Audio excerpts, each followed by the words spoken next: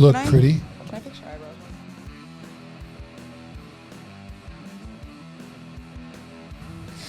Welcome back to Hidden Pearls Podcast. My name is Emma, and I am here with the fabulous Papa Bear, BK Kittle, in the house. Hello. We have a very jam-packed episode for you this week, and we're super excited. Once again, we are back in Nashville on week 9 of the season and on our show, so of our series. This weekend, so we're recording this on Friday night. We've already played the Packers, and that's how that went. But we're super excited because one of our very, very close friends, a super homie who actually lived in this very room before it was a podcast studio, Robbie T. Give him a slap. Yes, Robbie T. Good job, buddy. Yeah, so we have mad love for Robbie T, and we're super excited. We've been looking forward to this episode, this interview for the entire season, so very excited to finally be here.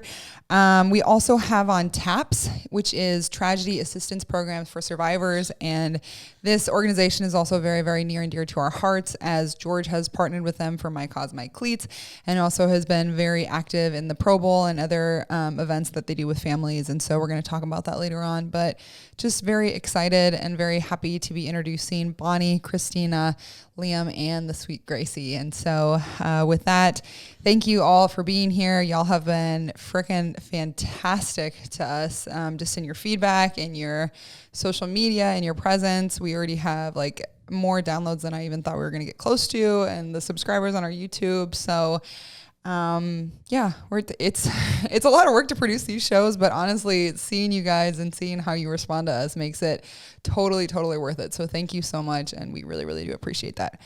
So with that, cheers to y'all. Cheers. Week 9. Oh, I gotta turn around. You gotta actually drink it. It's Octopus. I'm the siren. I'm gonna get a siren tattoo. Anyway. One of our favorite Pearl Jam. Actually, I don't know if it's a favorite Pearl Jam album, but it's called Sirens. What did you think of that album? I like it. Some stuff in there I like. Not too much I don't like. That's true. I mean, Eddie. Okay, and with that, we're going to roll right into the quote corner. Do it. Okay. No, do it. Do Eddie. Just a quickie. Come on. Which song? Whatever one, that one you always do. What is it?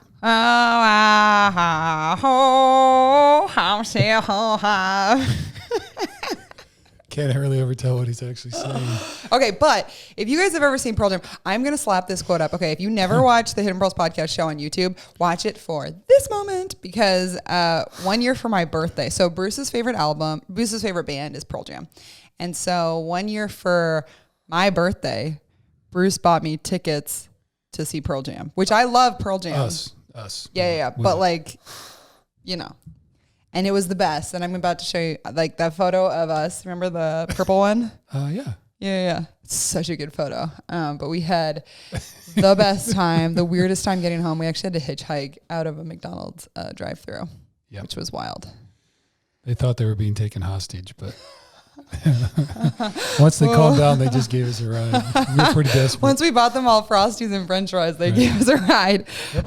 But that might be a story for another show. So. Okay. Quote corner. Let's read this shit. Okay. So we have 2 quotes for you guys for quote corner this week. And the first one is, the way blue ocean water is a reflection of sky, your actions are the reflection of your thoughts. I'm going to read it again.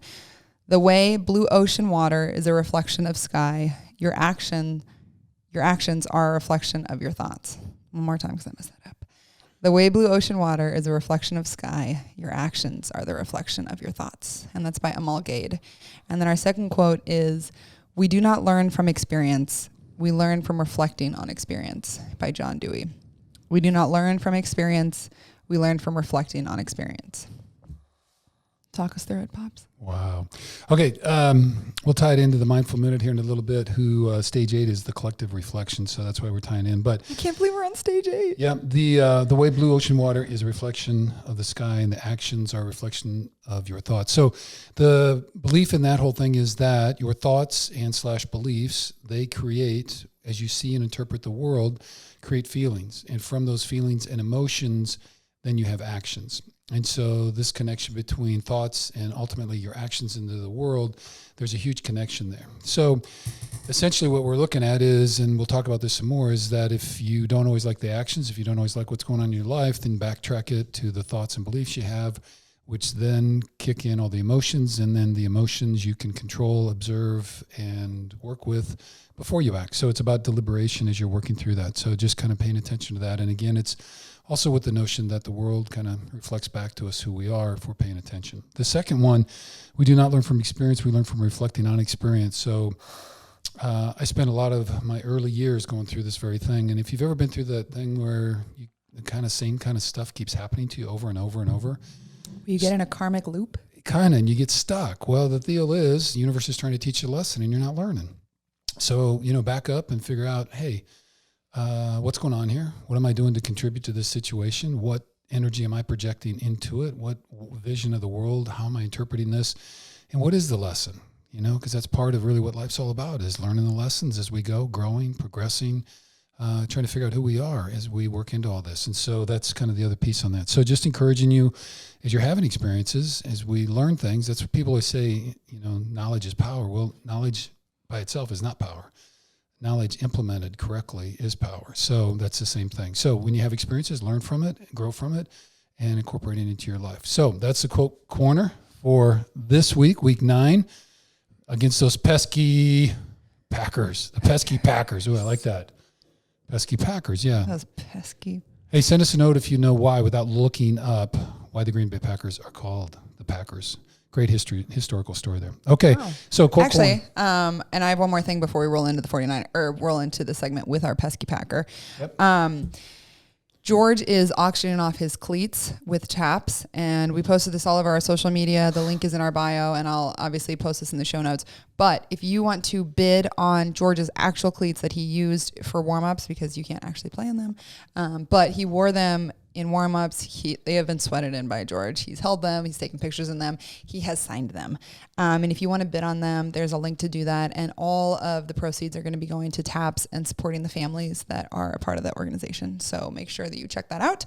And even if you don't really want sweaty cleats from George, I would just encourage you to take a look at the TAPS website. Yes. They do great work in really supporting the military families who've lost loved ones in service. Huge deal. So much going on with that, and we won't get into it real deep. We're going to let the show take care of that. We'll talk about it, but please take a look at it. And if you're so moved, put a bid in and or just donate. So we'd encourage you, please.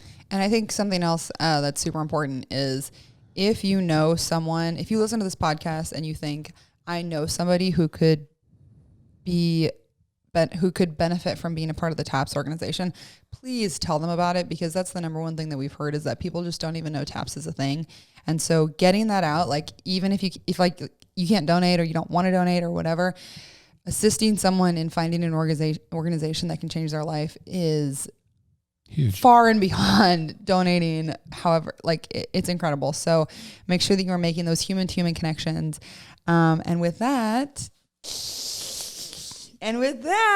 let's roll it right into our NFL interviews. So please give a warm welcome for George Kittle and Robbie T. Robbie in the house. All right, big warm welcome to one of our own, one of our homies, the one, the only, Robbie T. Robbie Tonyan. Welcome, yeah, sir. Hello. Thank you so much for being Robbie. here. Thank you for having me. You're it's an welcome. honor. You're welcome. All right, so we just played the Packers last night, and that went a certain way. Really well for Rob. Yeah. Really well for Rob. Congratulations, Yeah. Rob. Yeah, Great great team W. Great Awesome. team dub. It really was a team win. It really was. You guys played well in all areas. Super tough. Tough. Yeah. That was one of my first games I've watched from from my couch. So that was not fun. Yeah, just under all the circumstances, it's not the best, but it is hard to win in the NFL, so we got to take them as they come.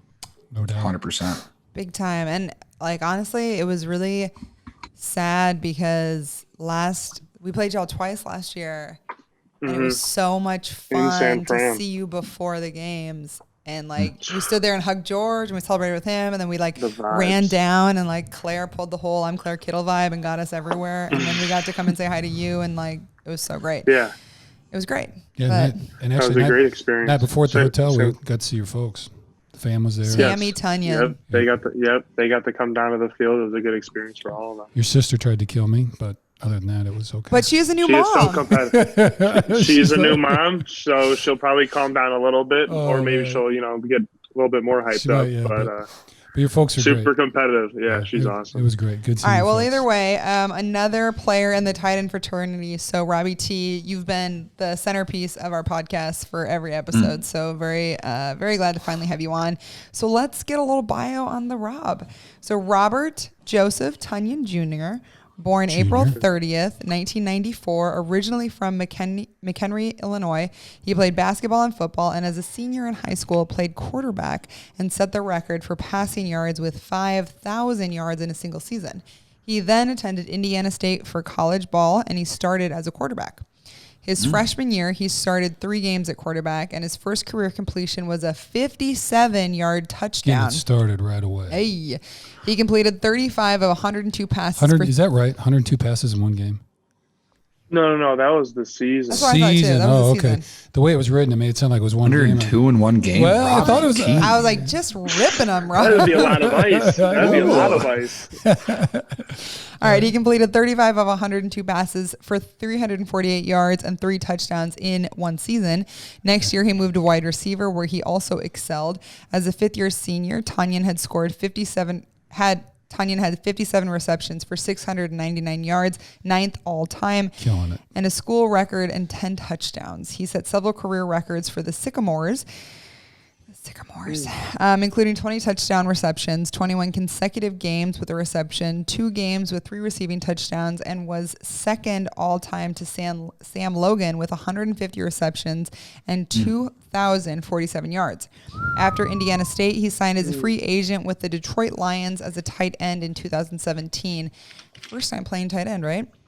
That's crazy. Yeah, transition to the NFL. Eventually signing with the Packers later in the season. Now in his 4th year, he is a rising Season star with the Monday Night Football breakout game with 6 catches, 98 yards, and 3 Tutties, touchdowns. yeah, dog, going off. Going hype. Hello, America. What are you doing? What up, world? He is listed at 6'5", 245 pounds. He also is a great friend and training partner to GK and has spent his seasons in Nashville. And so we mentioned this a little earlier, but Robbie T, actually, this was Robbie T's room before it became a podcast studio. So this feels like a full circle moment. You know, it was tough because we Robbie, do you mind if we use the room? Can we? Yeah. There was a little bit of tension in there while Rob agreed to A little bit of tension. find Have to. other quarters while we. The room's got to elevate. There's Yeah. better things for that room. I don't know. There's been some pretty good things going on in this room. LOL. Okay, and with that, let's roll into. Okay, so Robbie, let's just go into how you guys met each other. So how you and George met. What was it like when you first met each other? And kind of let's just talk about the evolution of the bromance and the Bobby Bun as it has grown out. Dude. So. Yeah, This is so so great. we met down in Frisco, down at Exos for the pre-draft training, and obviously George is super outgoing, and I was not that. So obviously George came up to me and introduced himself. Literally the first 5 seconds I was in the building, Yo, bro, what up, man? George Kittle, man. Yeah. How you doing? just hyped up for no reason. But obviously we have the same agent, so there was. Let's tell that story though. So obviously is not obvious to our podcast listeners. So y'all are with Jack Betcha, Becca. Shout out Jack.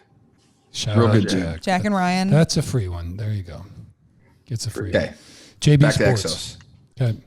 Yeah, and then Love you, Jack. we were just like the same style, and obviously George is very helpful and kind, and I was learning the position, so he was just kind of like he is nowadays, just being very beneficial and helpful as a good friend, just very genuine. He's a very genuine person, and I appreciate that. But Thank you, Rob. when we were working out in there, just like obviously our energy is kind of the same and our humor is the same, and we're just both kind of big dumb idiots when we're in the weight room and just competing and just, whatever it is around the guys. So yeah, linked up pretty quick when we were down there. And then all the guys were just laughing because, like you said, like just two big idiots just walking around, just having way too much fun for ourselves. Yeah.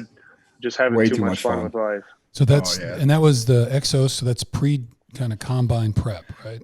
Yeah. So you're and down then there you throw Trent Taylor. Hey, throw Trent Taylor into the mix. Oh. Hey, it was the Three Stooges, man. Was Switzer in there too? Was Switzer down there too, George? Yeah, he was with us. No, Switch was awesome. Me, Rob, and Trent just always went to like the All Stars games, or we'd go out. We always enjoyed ourselves. So the Trent Taylor bromance started there too. Yeah. Okay. That's We Trent got and the Rob. same birthday. Hey, Wow. two guys that made it into my my groomsmen. So tough. Trent In the and same Rob place. have the same birthday, and then your dads have the same birthday, right? Same exact day. That's crazy. Whoa. Crazy. That's Year and day. Play crazy. the music. Play the Twilight Zone. Ready? Yes. Come on. Huh? You like it? Yeah. Are we professional or what here? That is. I know like three Dude, I want to effects. see what else is on that soundboard. That's going to be nice. Hey, we'll get there. Hey, I'm ready for it. All right. So obviously, so you guys met down there, and then you went and played with the Lions, and then when George or Rob, tell us the story of how Nashville came to be. How we reconnected. It was awesome. So I spent my first year after rookie year training down in Nashville, and that's where Trent was. CJ Beathard was there, so they kind of got me down there. And we did 1 year, and I was like, I want to go back for this following year. And me and Rob definitely stayed in touch. It's hard to, like, when you don't see each other all the time, and then you have the NFL season, and it was just after our rookie year, so we were super busy. But during that second year, we like really reconnected, and then just have to see, like, hey, Rob, man, like, I need a roommate to pay some of this rent at this Airbnb down in Nashville. You want to come train with me? He's like, literally 30 seconds. Yeah, I'm in. That sounds like a really good idea. I'm in. Let's go. And I was like, sick. Awesome. That was really easy. Yeah, I was down. because I worked out at home the year before, like literally at home at my at-home gym with CJ Fedorowicz. So, I had a little, guidance and stuff like that, but it just wasn't like, I was just at home and I needed a change up. And then when George hit me up, I was like, thank God, like it was like, I needed that. So let's just get out and just try something new. And Nashville was definitely a place to definitely, have fun at and explore. Good old Nash. Pre-COVID was, Yeah. there's a lot here. Pretty fire. Mm-hmm. Okay. It was also the time around Kittle Fest. Yeah. Kittle Right. Fest was a good time. So like we said, Nashville's been good to me. Robbie Nashville's used been to live nothing in but this great things room. for me. and then he fell in love and took off on us. So sacred times in Nashville. Yeah. Nashville and the Kittle house. Nothing but great things. A lot of good Super mojo there, sacred. huh? So that's pretty The good. greatest. Yeah, because you guys Great lived in that energy. one house. I can't remember what street it was for 218 and then 219 over here. So yeah, it's all been good. So yeah, we've gotten a chance to see Robbie go through all that and work out and do all that. Robbie, we've chatted usually we try to check in on the COVID workout thing. So I know we've talked a little bit about that with other players. So you were obviously here and we were kind of a part of it. How was COVID for you in the off season though? And just, I guess, any thoughts about that whole deal and how it was different? Yeah, I think it was beneficial for me, especially coming off of my surgery and just kind of getting back into it, and everything was slowed down in the off season for the NFL. So that helped me get back into shape and stuff like that. And what better place to do it than like in a comfortable spot, with Jorge being a really good PT. And then being around just great energy and encouraging energy down there is just, very beneficial to be around. And then obviously me and Bruce got close because Bruce was my mental coach in the off season, just getting me where I wanted to be mentally and find myself a little bit more. And I think that was the most beneficial for me this off season. Well, that was good stuff. So, okay. So then we were rolling. So let's see. I guess, the one thing I wanted to go back to, we're going to get into some tight end stuff, but Robbie, just tell us a little bit about, and you and I have talked a little bit about it, but share with folks because, going to quarterback at college, you know what I mean? And then wide receiver there, and you kind of blew the doors off there think, felt, by the end of your career, you were very confident in doing all that kind of stuff, but you're kind of outgrowing the position and then end up making the decision to try to give tight end a shot in the NFL. Mm-hmm. Big, strong, athletic guy, hadn't played it and all that kind of stuff. So just talk a little bit about that transition and what all you had to go through and some of the challenges. Going from quarterback to receiver was a little bit easier because you know the plays and you know how the route should be ran, and being like an athletic person was just easier.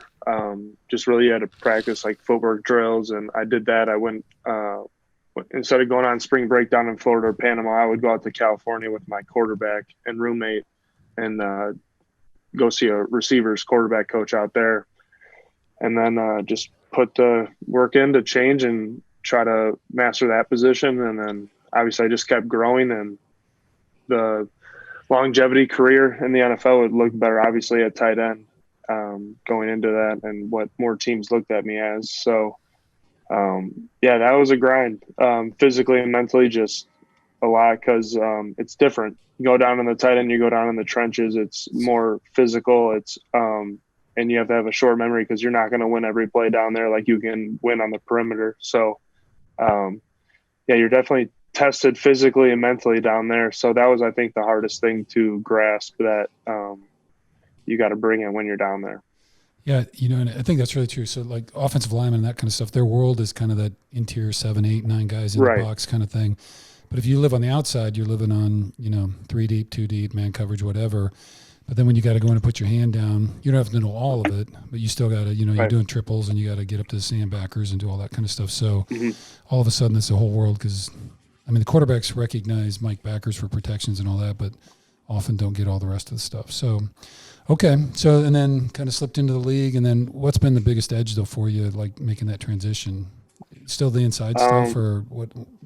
I think because just naturally being like good at receiver coming from college, I think that was like the biggest thing, was I had the willingness to be it, but did I have like the mentality to like do it every play throughout a whole game and go from, last year playing like 15 to 25 snaps to this year playing like 45 plus. Like it's just like the mental capacity to do it through a whole game and bring it every game, and like it does put, it tests your mental throughout the whole game. Right. Yeah, and I was saying that you and I have talked about that too. George, how many reps at outside zone do you think with your hand down in a 3-point do you think you had at Iowa? Millions, trillions. Right. And so, thousands. Thousands. We did. Yeah. I did, let's see. 5 years, 4 spring balls. Right. Out. Yeah. Right. Thousands. Tens of thousands. Anyway, so, and then. Unreal. And then you're stepping every day, 9-on-7 blocks. Woo! Right. Yeah. And continue. I think get your mind right, baby. And film right. and practice. And that was the thing is changing from, like last year being worried about like run blocking, and this year like wanting it, like wanting the ball to be ran to your side, or getting excited that, like I was telling George about this, I know you'll get hyped up about it, Bruce, but like the combinations and like the speaking, like communication at the line is like an art. Like that's what I love about, like, I didn't really like think about that, but like when you're down in there, like getting off on the snap count, the audibles, why you're throwing the audibles, why you're changing the plays, like all that is like, so if you can just like take it all in, like at the line of scrimmage, it just makes the game like more like interesting and like fun, but it's like you just can play faster and like freer. Yeah. It's like a symphony that's going on, and there's only certain people that can hear the music, you know what I mean? And they're all dancing together. A lot of guys can't even hear the music and they don't know the dance, but that's what the art is, that when you're stepping in and putting your hand down like that, that's pretty cool. So do you feel like this is the first year that you've kind of like embodied all of that then? For sure. Because transitioning to like your third position is a lot of information. So do you think this is, talk about it. I think it's just more, just like the confidence factor and just like trusting the process, that what I've been doing all these years is like building up to this. Like, it's not like, like maybe I wasn't getting the opportunities, but like I was still like working at practice and like getting those reps in that you're talking about, getting comfortable, and like just realizing that this is actually like my time, and like just to take advantage of it, because like the ball's in my court and just like what I'm going to do with it. Like you look like a tight end. Like this offseason, you got big. Yeah. I mean, I felt like you looked so different between last year and this year. Got that big old caboose thing going. Yeah. You know, it's hard too, though. And well, once it's a you're good confidence booster for sure. Like just like feeling that, like, and knowing that, like, you are like different and like, because like I know how it is. Like looking at someone who's like, you know, bigger going against me, it's kind of like, all right, like buckle your chin strap a little bit more. Hey. Yeah. And it's hard too because in the league, you don't get very much individual time.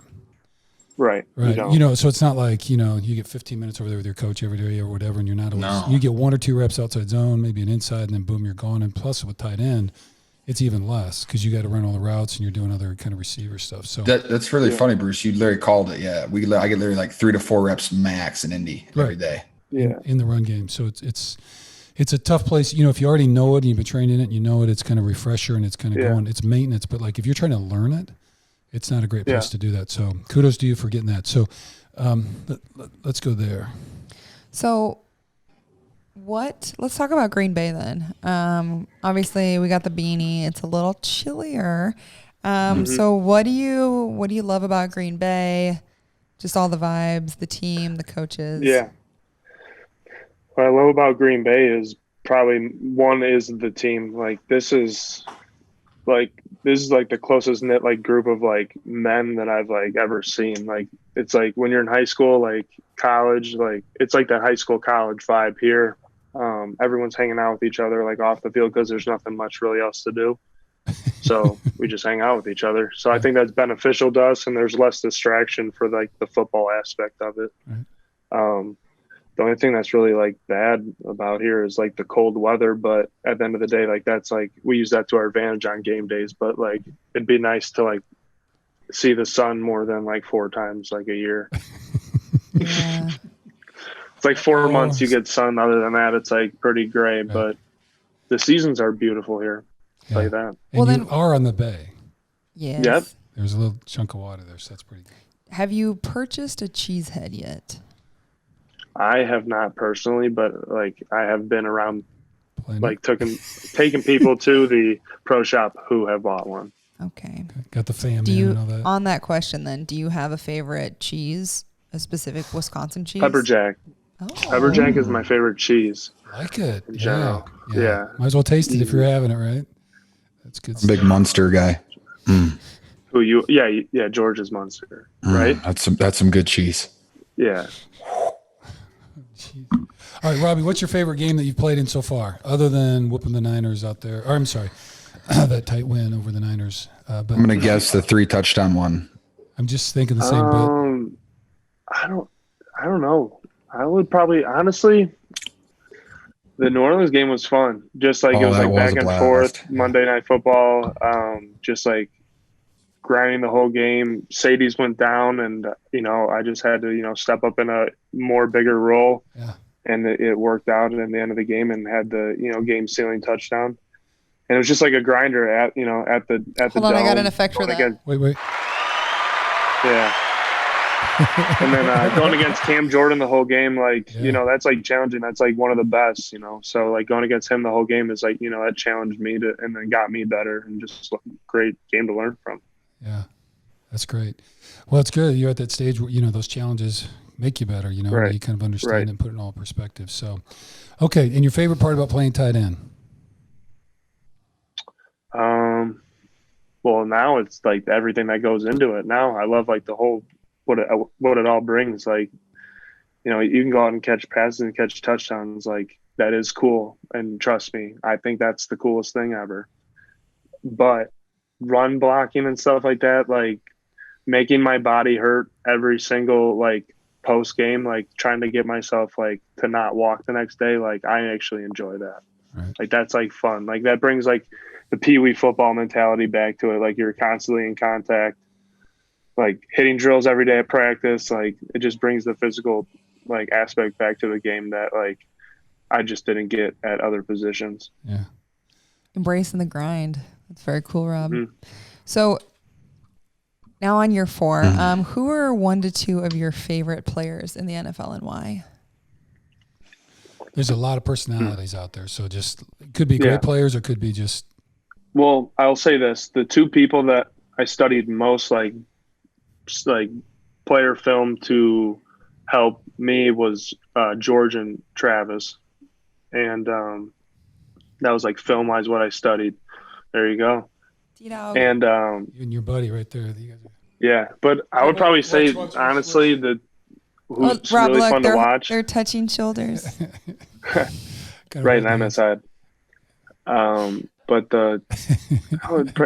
Aaron and Devontae are fun to watch, man. They're great. Like, and they're great people off the field that have helped me where I'm at too. And Devontae and Aaron are fun to watch, but Devontae deserves what he's getting. He's looked over a bunch because he has a good quarterback, but he's the best. That first catch last night, I mean, it was right on the edge. Great job staying in bounds. That was really something. So, okay.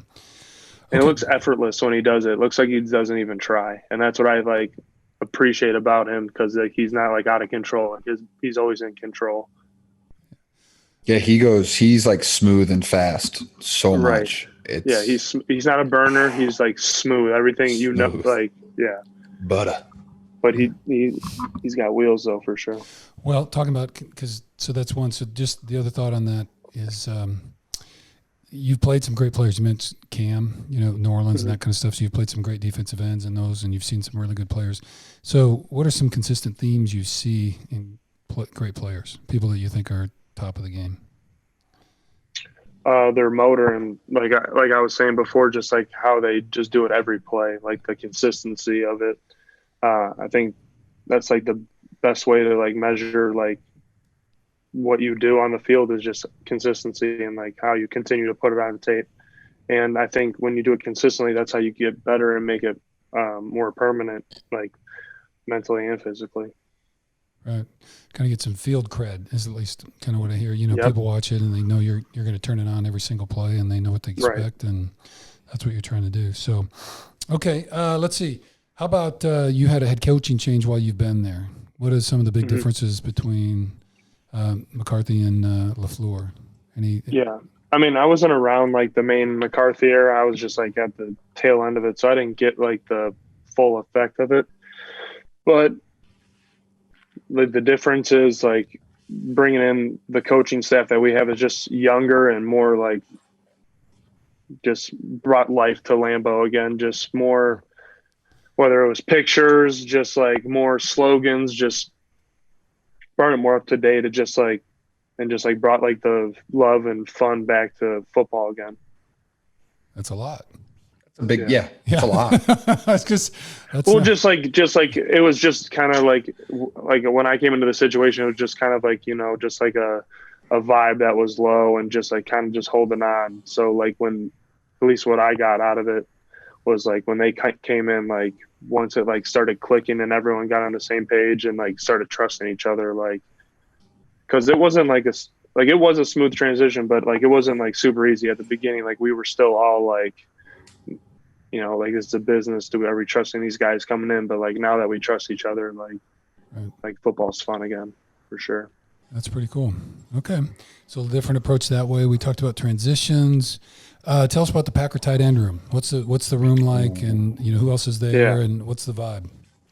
Well, my coach, Jo, he is the man. Like he's had my back since I've been there, and just his goal was to get me whatever I wanted, and like whether it was on the field, off the field, mentally, physically. But he's been very beneficial to me. And then obviously having Mercedes in here for the last 3 years. I had Jimmy for 2 years, but with Mercedes, like I can't thank him enough for like what he's done for me. He's made me mature like so much over the past couple of years than like I could ever have like imagined. Like just like how to handle certain situations. Like I don't ever feel like I can't go to him with something, and he feels the same way about me. So I feel like I have that, friendship and connection with him, like that, like we have each other, like when we're there, like if all else fails, and, can I swear? I don't want to swear, but you can swear. Yeah. If shit goes haywire, like we at least know that we have each other. So that's good. That's the swear word you're checking on? Hey, I didn't even know You can drop an F-bomb if you need it. You are so from Green Bay right now, man. It's so great. Hey, Oh, I didn't hey, know- how you I didn't know doing what up there? I didn't know what fans were on there. Oh, we've been roughed up. Pretty far up north there, eh? Here we go.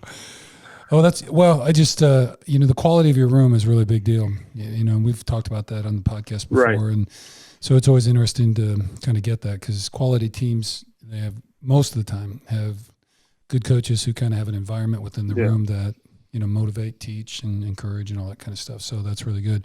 And you're right, having a veteran in the room like that when you're making the transitions you've been through over the last 3 years, Right. to get where you've been, it's great to have somebody like that.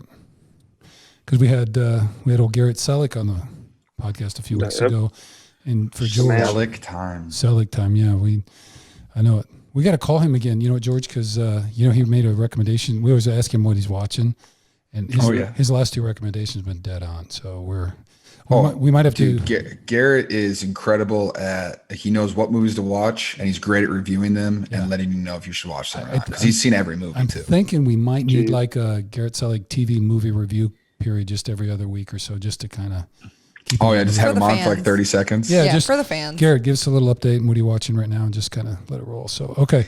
Okay. Well, let's talk. Let's transition into the mental prep evolution. So obviously that's a huge thing for GK and Rob. We watched you take on that transition this off season. So what sort of mental prep did you use in college? Could you talk about what the Packers do and then how it's sort of evolved over your NFL career? Yeah. In college, I didn't really do much because I understood it, but I didn't really understand the seriousness of it. So a lot of more visualizing in college, but as I got to Green Bay and went through that transition, it's really hard on me. Am I good enough? Am I strong enough? Am I big enough? That transition. So that, that kind of weighed on me for the past, couple of years. So then when I got with Bruce this offseason and put together a plan and just, face my fears right in the face and just put everything on the table, the things that I wanted to change, and opening that up just made it that much easier to attack what I wanted to change. Cause it made me really look at myself and want to change that. So developing a plan with Bruce, a lot of positive self-talk and meditating, that stuff is real. It's crazy. People think that's just weird stuff or just black magic or whatever, but meditating and really getting yeah, but meditating and really chilling out for a second and thinking about nothing is so one, good for you, and two, I think it's just a challenge to just let it all go and just try to see how powerful your mind really is. Very good.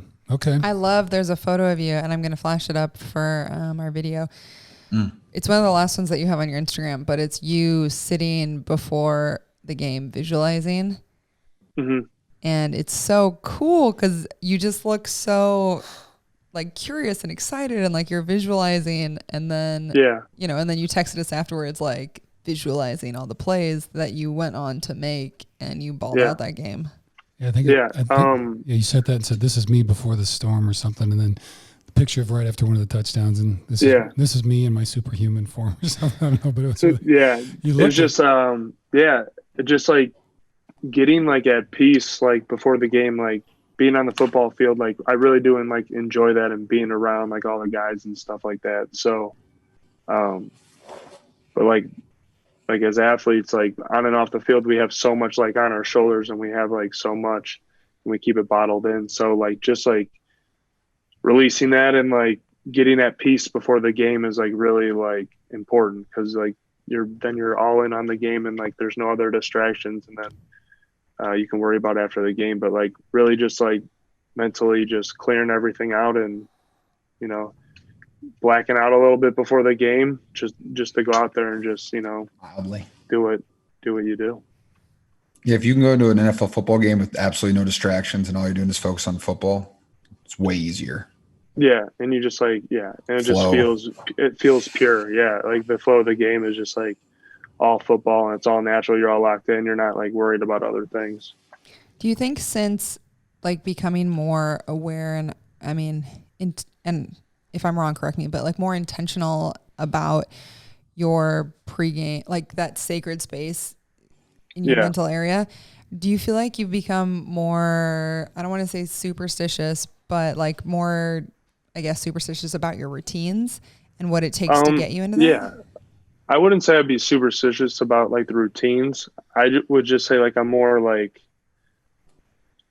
aware to like clear it out and like just like put myself in like the like mindset where I want to be.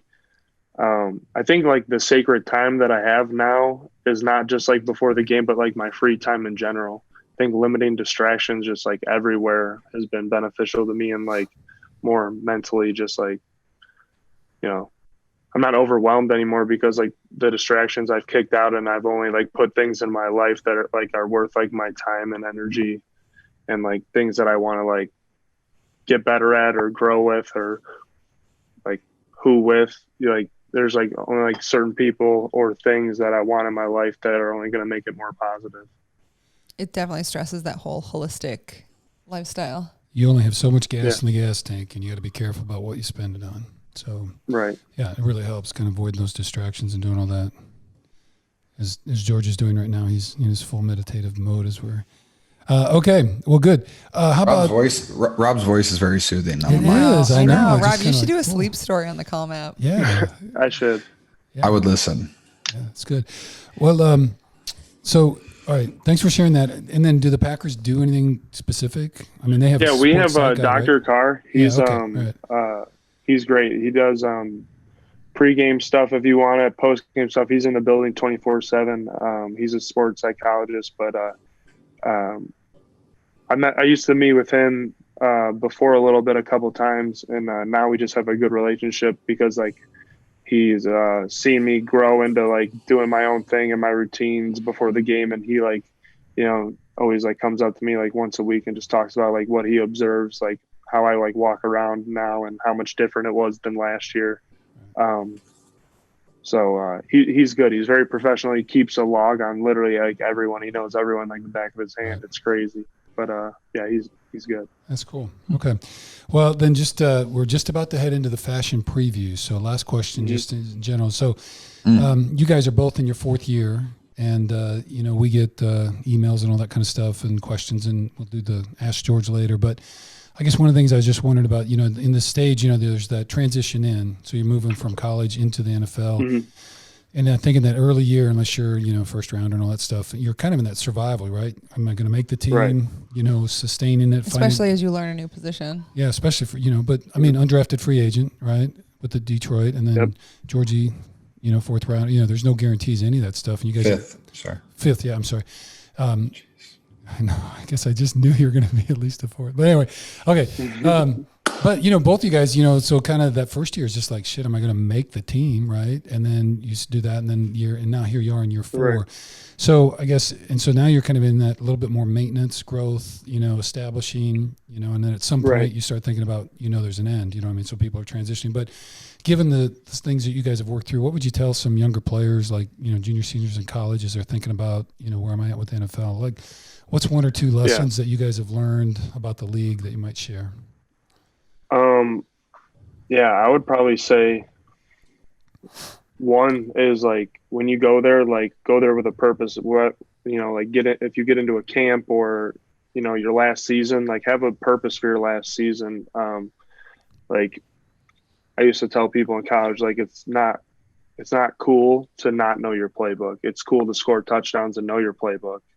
So like, you know, I think just like it's a time in the world where like there's a lot of distractions, like with social media, and like people think like, you know, see other people doing better than what they really are, and like, you know, comparing themselves to, you know, people's highlights. And I think that's like become, you know, a damper on some people's you know, thoughts. And I just would say don't let other people put their limitations on you. I think that's like one of the biggest things that I've talked to Bruce about too, is like, I just hate when people put a limitation on me, because then you can't see like their true potential, or you can't let them like break out. But like, if you just like let them go be themselves, or don't put a limit on them, that like, you know, it's endless. Yeah. You know, I really appreciate that point, Rob, because it's, you know, sometimes we see all this other stuff going on and we're like, oh geez, I'm not at that point. And so then you start to have that doubt, that lack of confidence and whatever. Mm-hmm. And the whole competition is just between you and you. I mean, how much better can I get between today and tomorrow? I mean, that's really it. And if Rob and George, if you two each individually, if you can reach your maximum potential, whatever that is, be your authentic self and be your max, then that's why you're where you're at, because that's what you figured out how to do. And it's so true in all walks of life. People see this stuff and it's like they get inhibited or scared, or, you know, like I'm not that good or whatever, and it starts to eat them. So all you got to do is be you and be the very best you can be. So good point. And Rob, like you were talking about, right, with the like your locker room and how like the love and everything is. I mean, that's like a huge reason why you were able to grow to the person you became. Right. Like you had a very great area, and like I had, like for the Niners, I had an incredible locker room. I had like Garrett Selleck, like you had Mercedes Lewis. Like we were put into a perfect situation for us to become us, and just like not take the football out of it, but just like as people, and like there are no limitations really put on you, or like your friends were there to support you. Like it was always competitive, but everyone wanted to see each other succeed. Yeah. And I'm assuming like that's how our locker room is, and I'm assuming that's how your locker room is. So like when you have access to something like that, and then the coaches allow you to be yourself, because it's the NFL and people are a little bit more, you know, outgoing. It's just, it's really fun to, you know, play football again. It's awesome. Yep. Well, good. George, any other lesson you want to pop out, or is we kind of good on that? Something else that jumps out? I'm going to show you some shoes. Let's do that. Okay. And I need to order food still, and I got to save the world still. I know. All right, we're on it. Okay. So for our fashion clip, Robbie T, we're going to throw it over and start with you. What are key influences for putting together your game day wardrobe and just fashion in general? I don't really put too much time into the game day outfit, but it just comes to me naturally. So like whether I'm about to, you know, before I get on the flights or the day of the game, if it's a home game, I just go to my closet and just kind of observe and just see what's, you know, going on. So you're saying you're just swaggy by nature. That's what they say. So are you Good description? Do you have a suit day every once in a while, or not really, you know, I used to do the suits, and then now since it's just, you know, COVID going on, I'm more of like the athletic, you know, leisure. Throwing up some pics. I'm throwing up some pics for our YouTube. Yeah, we got you. But I think like just like a solid pair of sneakers. I'm a big sneaker guy. I like the Jordan 1s. Okay, here we go. Oh, here's a pair of the Jordan 1 Reacts. One of my faves. And then obviously awesome. That is also the cleat I wear. So that's also game day swag. That right Dude, there. your yellow ones are sick. Oh, I was gonna say I love your yellow cleats. Yeah. Can you order those, or did you have to custom make them? I just get them painted. Yeah, they're sick. And then Jordan 1s are my favorite right now, and Air Max ones. Ooh. So I'm on the 1 vibe right now. But other than that, especially up here, we can, you know, throw on some hoodies and jackets because it's cool, like, you know, colder out, so you can add a little bit more flavor. You know, head swag too, you know, beanies, you know, hats, you know, we got the hair now. So the bobby bun, you know, got the little dragon's tail going. I don't know what it is, but we're rocking with it. But looks good. So there's a lot of things you can do. Just could be a Padawan, George? Oh, I did that once. That was funny. It wasn't once. It was years. It was years, brother. He said I did that once for years. Yeah, one time. It might have lasted a long time. It was still one time. Okay. So I have a question. So the color that you paint your cleats, is that yellow called like cheese yellow? No, it's just called yellow, Emma. Nice. Very punny, Emma. Can we get a pepper? Can we get a pepper jack yellow, please? I'd like some pepper jack on my shoes, Ooh. please. But yeah, Wait, I did have a Rob, pair. that would be of cleats. sick. Get them custom painted to look like pepper jack. I mean, I had cleats last year that were yellow that were cheese, like little cheese holes on it. Okay. Oh, I remember those. Those are sick. Can we just look at George's bangs right now? Nice. Hey, Robbie, what'd you do for cleats for a cause? Or My cause, my I didn't cleats. do one. you guys haven't done it yet? Okay. Mm. Okay. All right. Well, good. All right. I need to get. So, I need to Georgie, get what do you a got cause. for us? What do you got for the fashion going? Fashion. Oh, me? Yeah. Oh, me. He's just waiting the whole time. This Besides is his your favorite part goat of the whole shirt? show. Hey. A little Pull Packer. up the fear of gods. Packer going on. That's cheese. Oh, yeah. This is some cheese right here. I'm a huge fan of these. I actually only wore them once, I think. I wore them to an Iowa Hawkeye football game last year. So that was really fun. They were there. Okay. What, I like them. What- Bruce loves these. He thinks they're like big space boots that you can just Yeah. stomp some They skulls are. what are those called again? Yep. with. Fear of gods. Ooh. Oh yeah. Have you worn those to a game? Are we looking at that? Yeah, I wore those to Kinnick Stadium. Okay. No, but have you worn them as like a pregame outfit? No, I have not. They are. And you have like 5 colors, right? Yeah, I got 5 colors. I'm gonna collect them all. Gotta catch 'em all. Oh my God, are we related? That's scary. Play the Twilight Zone song again. Okay. That was really good. Good job, Emma. Good job, brother.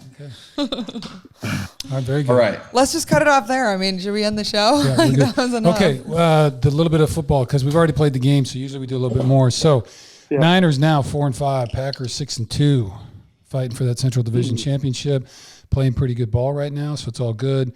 We will. Okay, all I'm going to say is the game's a game. Everybody saw it already. So, Niners next week at the Saints. They're 5-2. And they play Tampa Bay this weekend, who are 6-2, so that's going to be quite a deal. Then they got to bye Rams, Bills, and Washington. And Packers, you are off. You got the Jags at home, it looks like, who are 1-6 in a rugged game playing Houston, who's also 1-6. So they could come in staggered at 1-7. You guys will get after that. We played Houston already. We played Houston earlier. No, I know the Jags play Houston though this weekend before. Oh, they play at. Ooh, yeah, they might. Yeah, they might. So go. they got Houston. So Houston solid. yeah. So anyway, so then you'll have them after that. So they'll be either 2-6 or 1-7. Gotcha. Then you at the Colts and then home for the Bears and Eagles. So that'll be kind of interesting. Bears are playing pretty decent. I mean, they'll be solid. for And you Jimmy guys. Graham's on the Yeah. Bears now. Yep, it'll be definitely a solid game. It's always tough. Division games are always tough, as we saw last week with the Vikings.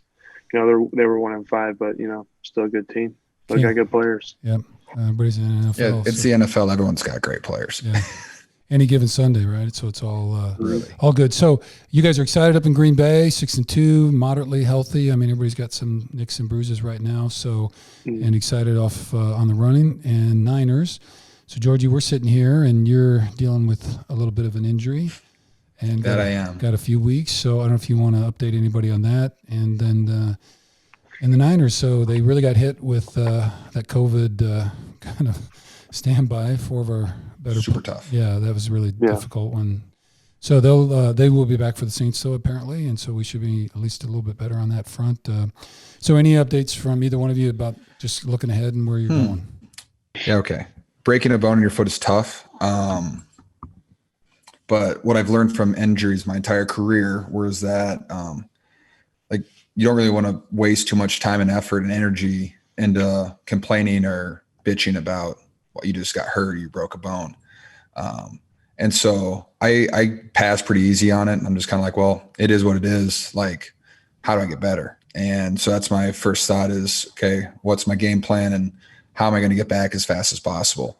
And so then once all my time, energy, and effort goes into there, then, I mean, I don't really ever, like, yeah, I get pissed off that I get hurt, but fuck, sorry. But it is what it is. Like I said, it's football.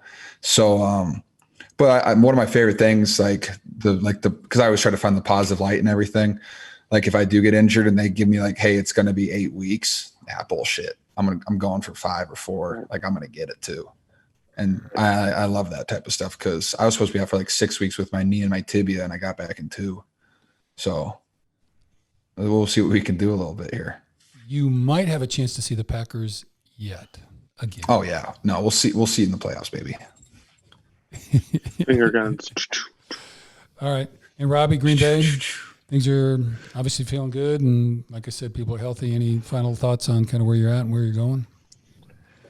Yeah, exciting. This year is exciting. I'm just glad that, I got Aaron Rodgers on my team and at my quarterback.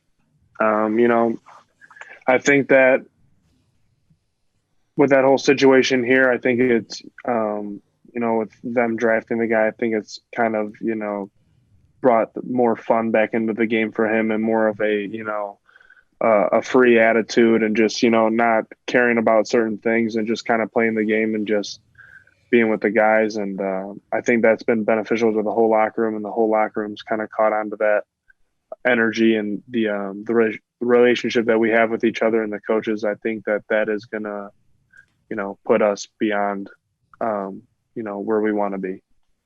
That's great. Yeah, you guys look really good right now. Yeah.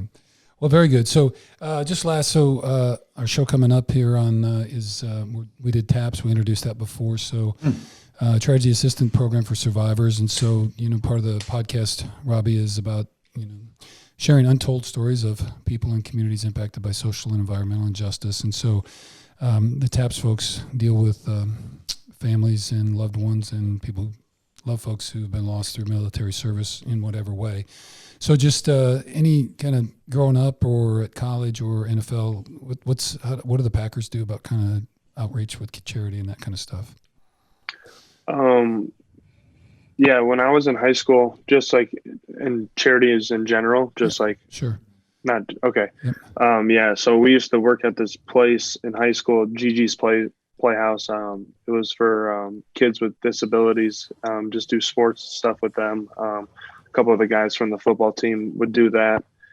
And when I went to Indiana State, when I went into physical education, they have a special education department with that. So I got to be in that, going to, schools with disability, school for disability kids in Indianapolis and stuff like that, and getting around and seeing all that stuff. And then working the Special Olympics in the Indiana Special Olympics at the college for all 5 years, and the weightlifting department, all that stuff. And it's just good to see all their energy and, the pureness of them, being happy for each other and being competitive and doing stuff, because they really, truly love it.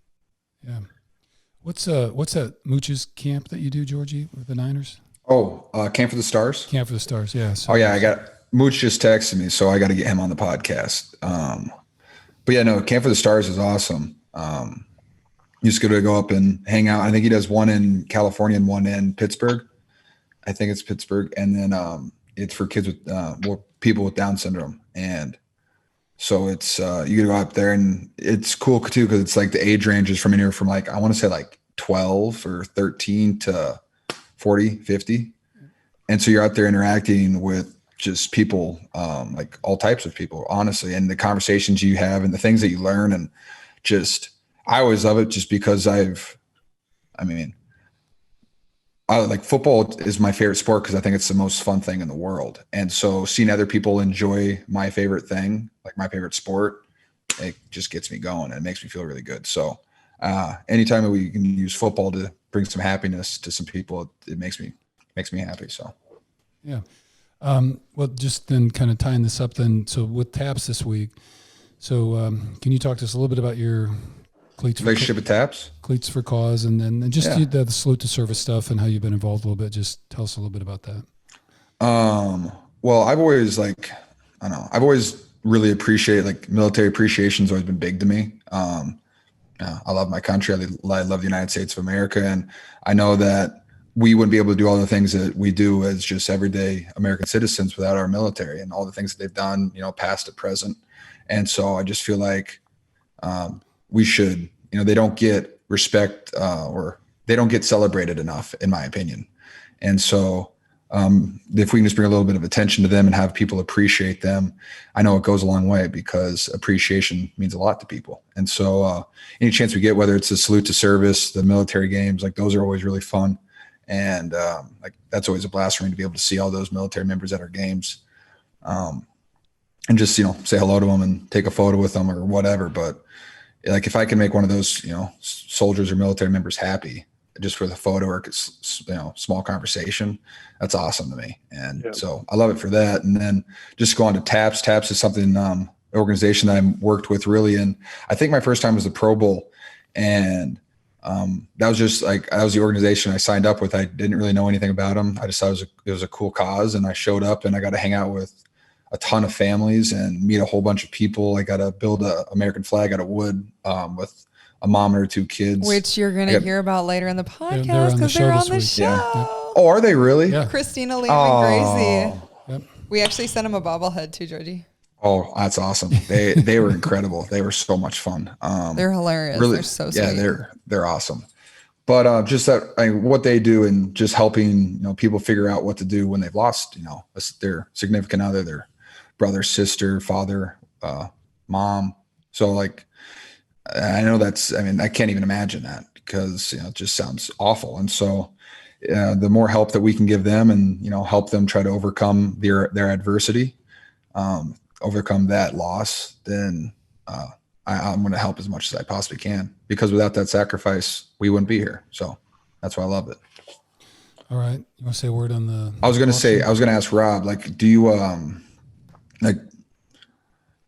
what's your, what's your favorite game day? Like the Salute to Service one has always been one of my favorites. That one or the My Cause, My Cleats, like the 2 game days that they do. Like, do you have a favorite one of those? Yeah, I like the Salute to Service one as well.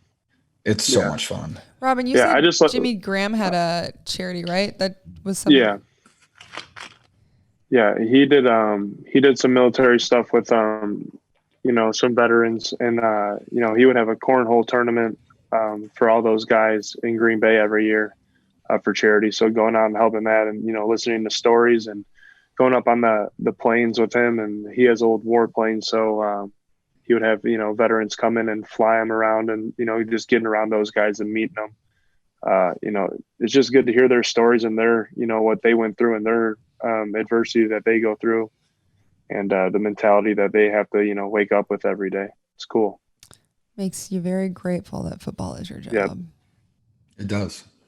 And Georgie, so we talk about this again in our next segment, but one of the coolest moments at the Pro Bowl was when you were walking around and the pins that all the families had, and they just covered you in them. You want to talk about that a little bit? Yeah. So like I got to hang out with different families at TAPS at the Pro Bowl. And so they all gave me a pin I could put on my shirt of their family member that they had lost. And I don't know. I got to talk every family I talked to. They just offered me if I wanted to wear the pin. And so I had like 3 at one point. I was like, well, like, let's just keep adding them on. Like, why not? And I'm pretty sure I got a bunch of them. But I keep them all in my locker. So like they sit right behind my helmet every single day. So I can see them. And, I don't notice them every single time, but when I do, it's a reminder of, how, what the sacrifices that were made and why I can do the job that I love. And so it just always makes me very grateful and very appreciative. Yeah, there you go. I keep a handful in all my travel bags as well. It's a good perspective. It's always nice to see one of those. Yeah. Well, very cool. Okay. And Georgie, your cleats are being auctioned off for, so TAPS has your cleats and they're auctioning them off. And we've been posting about it on our social media, but just another plug, please go, and even if you just want to donate and bid, that would be fantastic. And you can get Georgie's cleats. He's sweating them. I did. Ran around with very nice cleats. So good. Okay. Well, let's see. We kind of worked through all that. So we appreciate you guys. So Rob, any kind of final parting words, either on charities, community service, and or just football, life in general? You've been great. Really fun to see you. I haven't seen you for a little bit. So looking good, and we're so happy for you. Yeah. I just want to, appreciate you guys for, 1, having me on the show, but 2, appreciate you guys, like your family in general, just for what you guys have, done for me. And, how encouraging and helpful you guys are. Just when I'm down in Nashville and just having, when I'm away from, my parents and my family, just, having a group of people that, love me and treat me just, like one of their own and, like one of their pack. So, just a home away from home with you guys. And I really do appreciate it. Yeah. Well, we love you, man. So happy for you. So glad everything's going good. So, Yeah. All right, Georgie, anything? Last word to the. Well, yeah, I mean, just love you, Robbie. You're my brother. So much love, Robbie. So much love. I could go on forever. I mean, he's a guy I met 3-4 years ago, and he's a groomsman at my bachelor party. Like, he's part of my bachelor party. Like, that For doesn't your say wedding enough. party. Yeah, my wedding party. Sorry, my wedding party, and the bachelor party. But it's just You're already married. our friendship, Bravo. and yeah, we just like, especially when we got to live together that first time, and just how our friendship just grew instantly, and it was just fun to be able to hang out with someone like that every single day. And whether it's competing or just being an idiot, we do it very well together. Of course. We find the absolute most fun in the stupidest things. Like, we could spend it outside playing fetch with Deanie, chasing her around, playing Xbox. I'll say this though, one of my most appreciative things about Robbie is he's definitely, and I thought I was a very outgoing person, but he's even got me more out of my shell. He's definitely I've learned how to talk a little bit of shit from Robbie T. He's one of the cleverest and most creative people I know when it comes to smack talking. And so I've gotten smacked a lot, and every once in a while I can get him back, but it's Robbie T, tell folks who your smack talking mentor was, right? Is that who we talked about? Do you still? Oh, Kevin Garnett. Yeah. Right. Yeah, Kevin Garnett. Just watching him and listening to him, he's funny. But I was going to say that about George too. I think that George also got me out of my shell and made me, just like not care about certain things. It's just like, live for you instead of like other people. I think that was good for both of us. I think that we, like we say, the two brains turn into one when we're around each other. I think it was just beneficial.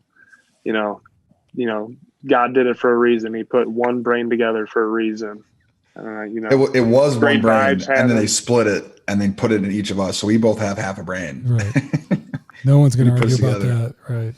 Those necklaces, those heart necklaces that are broken, we need a brain one that has half brains. All right, we're good here. This is plenty of it.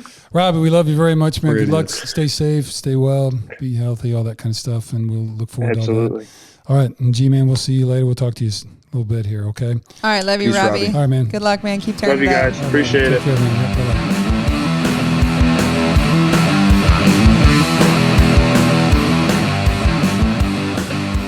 This week, our charity focus is TAPS, Tragedy Assistance Programs for Survivors. We have with us the founder, the one and only Bonnie Carroll. Bonnie, thank you so much for being here. Bonnie founded the Tragedy Assistance Program for Survivors in 1994 following the death of her husband, Brigadier General Tom Carroll, who died in an Army plane crash in 1992 along with 7 other soldiers. Bonnie has created a world for surviving military families to come together to find comfort, care, and community, and has done so for 27 years, impacting more than 100,000 surviving families across America. Bonnie retired as Major in the Air Force Reserve following 31 years of service, where her career included as Chief Casualty Operations, HQ-USAF. Prior to joining... It's tough. These acronyms, man. Prior to joining the USAFR, Major Carroll served 16 years as both non-commissioned officer and then a commissioned officer in the Air National Guard as a transportation officer, logistics officer, and executive officer. So that's U.S. Air Force, I believe, and U.S. Air Force Reserves. So, okay. In addition to her own military service to America and many other awards and recognitions, Bonnie received the Presidential Medal of Freedom in 2015 from President Obama. And we're going to hear about that a little later on. So right now we're just going to dive into the mission of TAPS. So TAPS is Tragedy Assistance Program for Survivors. They care for the families of the fallen. TAPS provides comfort, care, and resources to all those grieving the death of a military loved one. Since 1994, TAPS has provided comfort and hope 24/7 through a national peer support network and connection to grief resources, all at no cost to surviving families and loved ones. If you love someone who has served and died, TAPS is here for you. So thank you so much, Bonnie. We're very excited to talk to you today. Okay. Did we get enough? Is that okay? Do you want to add anything? Oh yeah. Gives it I could even send you even a shorter, but that's totally fine. Well, they did send me a shorter one, but I clipped a few things off the website. I thought, well, they didn't have the military service in there, and I thought that was an important component. So, because I know it shapes your story. So, so we thank you for being here, and I don't know how much they shared with you. So, Hidden Pearls podcast, we call it Hidden Pearls because our purpose is to kind of uncover those hidden pearls. And so, our overall mission statement is sharing the untold stories of the people and communities impacted by social and environmental injustice, and certainly just kind of justice and outreach in general. So we have a little bit of history with military and TAPS through son George, and so he's very grateful, and so we're very excited to have you guys on, which coordinates, this is the week 9, so it'll be the Packers game, and that'll be kind of military recognition at Levi's, and so that'll be kind of an important game. So we're very excited to do that. So, Bonnie, I've read through pages and pages of your bio, so you've been very prolific and done a lot of cool stuff. So you've had a great journey, incredible journey, and so the lead-in that I was told to ask about was a story about whales being trapped in an iceberg and how that kind of changed your life and ultimately led to a lot of things personally, but then eventually it led to the creation of TAPS. So do you want to tell us kind of how you got here, what changed your life, and how you got into organizing and creating TAPS? Absolutely. And it's wonderful to be here. Thank you so much for honoring the families of the fallen and having me on today. But way back in the late 80s, actually right before a presidential election, then there were these 3 gray whales who were stuck in the ice. And at that time, I was working in the West Wing of the White House directly for President Reagan, and being the only reserved military officer who was working there as a civilian, he asked me to look into it and find out what was happening and how the federal government could support this effort. I called Alaska, wound up speaking with then Colonel Tom Carroll, who was in charge of this crazy whale rescue operation, right. And the rest is history. We fell in love, we married, and went off to live what we thought would be our happily ever after. Right. Several years later, that happily ever after ended tragically when Tom and 7 other soldiers were killed in an Army plane crash. It was so unexpected, so absolutely devastating. But I thought, given my military background, given my civilian training, the organizations I'd worked with that actually supported those who had experienced trauma, I had this moment of thinking I'd be able to cope with Tom's death and actually even help others cope. But that little fantasy lasted about 30 seconds and I couldn't even breathe. You know, for those of you who have had a loss that has touched your life personally, you know what I'm talking about. And when it is the death of someone dear to you, it just absolutely stops everything. So I went looking for that kind of organization that I knew had to exist for military survivors, for all those grieving a loss, and found that it didn't exist, nor had it ever existed in America. So that was the start of the journey to create what is today TAPS, the largest national organization for all those grieving the death of a military loved one. Okay. So you founded it in what year did it actually get started then? 1994. So we just had our 27th anniversary. Right. Okay. And in our pre-calls, one of your assistants was telling us that you guys fell in love on the phone, like over the phone. I tell you, this is the honest truth. In that very first phone call, it was 10 o'clock at night in Barrow, Alaska, up on the Arctic, north of the Arctic Circle. It was 2 o'clock in the morning at the West Wing of the White House. And a few minutes into the phone call with Tom, we just literally just stood back and said, "Oh my God, where have you been?" Oh, wow. And that was it. We were together. Oh, it gave me chills. What happened to the whales? Yeah, I wanted to ask that too. So. Well, there was a movie. There was a movie that was made. I know we haven't seen it yet. We have to watch it. Yeah. Yes. What's the movie called?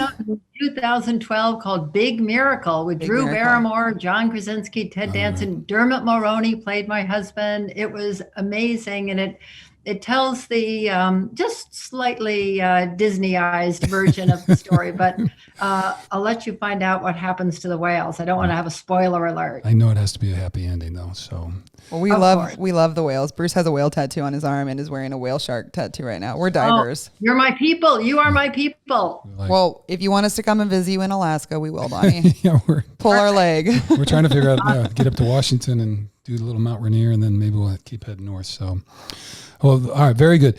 Let's see. Well, then, so you've been through a whole bunch of things. So thank you for that introduction. And then eventually, somewhere along the line, you were awarded the Medal of Freedom by President Obama. So can you tell us a little bit about that, kind of when you found out and what that whole thing was like? Oh, at that point in 2015, we were more than a decade into a very tough period of military casualties. I mean, it really just was devastating for our country, certainly for the surviving families, for our military, and for our commander in chief. I mean, he felt every one of those losses so personally, as did the chairman of the Joint Chiefs at the time, Martin Dempsey, who now sits on our board of directors. Yeah. But, they really had become a family to us. And my award of the Presidential Medal of Freedom, the highest civilian honor, was really to recognize all those who have sacrificed loved ones over now the past 2 decades. Right. All right. So White House visit, and they give you a medal and the whole thing, I guess, right? It was amazing. And they're in that group, a very formal presentation. It was celebrities like Barbara Streisand, Steven Spielberg, James Taylor, Gloria and Amelia Estefan, and then sports figures like Willie Mays, Katherine Johnson, who we learned about in the movie Hidden Figures, who was so instrumental in landing a man on the moon. But it was an incredible group of Americans who have contributed to what makes this country the best it can be. Wow, that would have been quite a weekend, or whenever you went. So, well, okay. Congratulations on that, and thank you for telling that story. So, on to a little bit more about TAP. So, we kind of read that intro, and then so maybe describe a little bit more about the breadth of the organization, and then kind of the core components of your programming and what you guys do. The government and the military do a magnificent job of administering benefits, of rendering final honors, of providing that final resting place. But then it really is incumbent on TAPS to provide all of the other support for the families and expand that beyond just those that are officially eligible. We recognize everybody who's grieving that fallen hero. I always say we only grieve because we love. So our grief is so tied to that love. We recognize for our families that while we lose our loved one physically, we never stop loving them and honoring them and remembering them. And our military service and their service to this country is part of now our legacy. So TAPS is there to support families emotionally with additional resources, with added benefits, with opportunities to connect in their community, with grief support services. We have a 24/7 helpline is there because grief is not 9 to 5, Monday through Friday. Grief is 2:00 in the morning when things seem just so dark and lonely. Grief is there on Mother's Days and Father's Days, on weekends. It's there on anniversaries and birthdays. So we remember and honor all those who that fallen hero loved and left behind. TAPS is now really focused on the losses that we're experiencing today. We're no longer really in the height of combat, so those are fewer losses. But right now, of the 21 new survivors who come to us on average each and every day, about a third of those tragically have lost a loved one to suicide in the military. Wow. Another third have lost a loved one to illnesses, and those illnesses may have been a result of exposures they had while deployed overseas. So TAPS recognizes they may have been a caregiver before their loss occurred. And we're there to provide exactly the support they need when they need it for as long as it's needed. Yeah. It's a family. It's America's family of all those who have paid the ultimate price for freedom. Something that really hit me again in our pre-calls, but I think it was Diana or Jessica, but they were talking about how TAPS, they recognize every family who has lost someone to the military, and there's no like categories of or stigmatization or like any boundaries. Like if you have lost someone because they were killed in action or suicide later, or like you said, like health complications, like everyone is included. And I think that's something that we're seeing is so amazing, to just totally open your doors and open your arms and show them that, like, yes, there may have been different causes, but really everyone's kind of grieving and going through the same things and creating that family together. So. Oh, I love that you said that. Thank you so much, because it isn't about that little moment or the manner of the death or geography of the death. It's about the life of this person. That's who we love. That's who we remember. And it's about the fact that they served their country, that their life included selfless service to America. And no matter what that final moment was, it doesn't define who they were in their years of life. Or That's how why the it's so family should be important. grieving. Like, I think that's the other thing. Exactly. So it's so important in TAPS that, we remember people's birthdays always. And remember that day they came into the world and the life that they lived. I love talking with our surviving moms and dads, remembering, when did their son or daughter decide that the military was something they wanted to do? I mean, was it something that they really thought about as a little kid and they always played soldier? Or was it something that maybe was inspired by 9/11? But getting to know these folks, redefining the relationship. Our relationship with those we love doesn't end when they physically die. Right. We redefine it, and it continues to inspire us, to motivate us, to make us the people that we will become as their living legacies. Yeah. I think the other thing too, for, non-military families and we're not directly, we've got some relatives in, but the military is such a tight-knit group in a way. Like if you're a military family, it's like, military families, you hang out with military families, you're often assigned to a base. When who's ever in goes on a deployment, those families are together and all that kind of stuff. And then when you lose your loved one, it's like, then if the other spouse is not in the military, then you're like disconnected from this huge network of support people. And I don't mean uniformly, but I mean, that's kind of one of the things that we've heard. And one of the things that TAPS does, it kind of steps back in, and no matter what the cause of that death is, that you're welcome here. And it allows people to kind of pull back in and tap in to that kind of sorority, fraternity, whatever you want to call it, of military families, and feel that support again, which they'd lost kind of through the loss of their loved ones. So again, I heard some stories about that, and I think that seems really, really powerful. You said that so beautifully. This is the family of all those grieving a loss, and peer support, connecting with others who truly understand and can just talk honestly and openly, without judgment. To share those stories, to share photos is so important. You're right. We really are now disconnected from those who are continuing to serve. Their lives are very different. For our surviving kids, they just want to meet another kid who doesn't have a dad or a mom anymore, or a big brother, big sister. They want to just be normal kids who can share those experiences and what their life is like now. So you're absolutely right. TAPS is that family. And now we're a family of over 100,000 all across America who are grieving a loss and honoring a hero. Well, okay.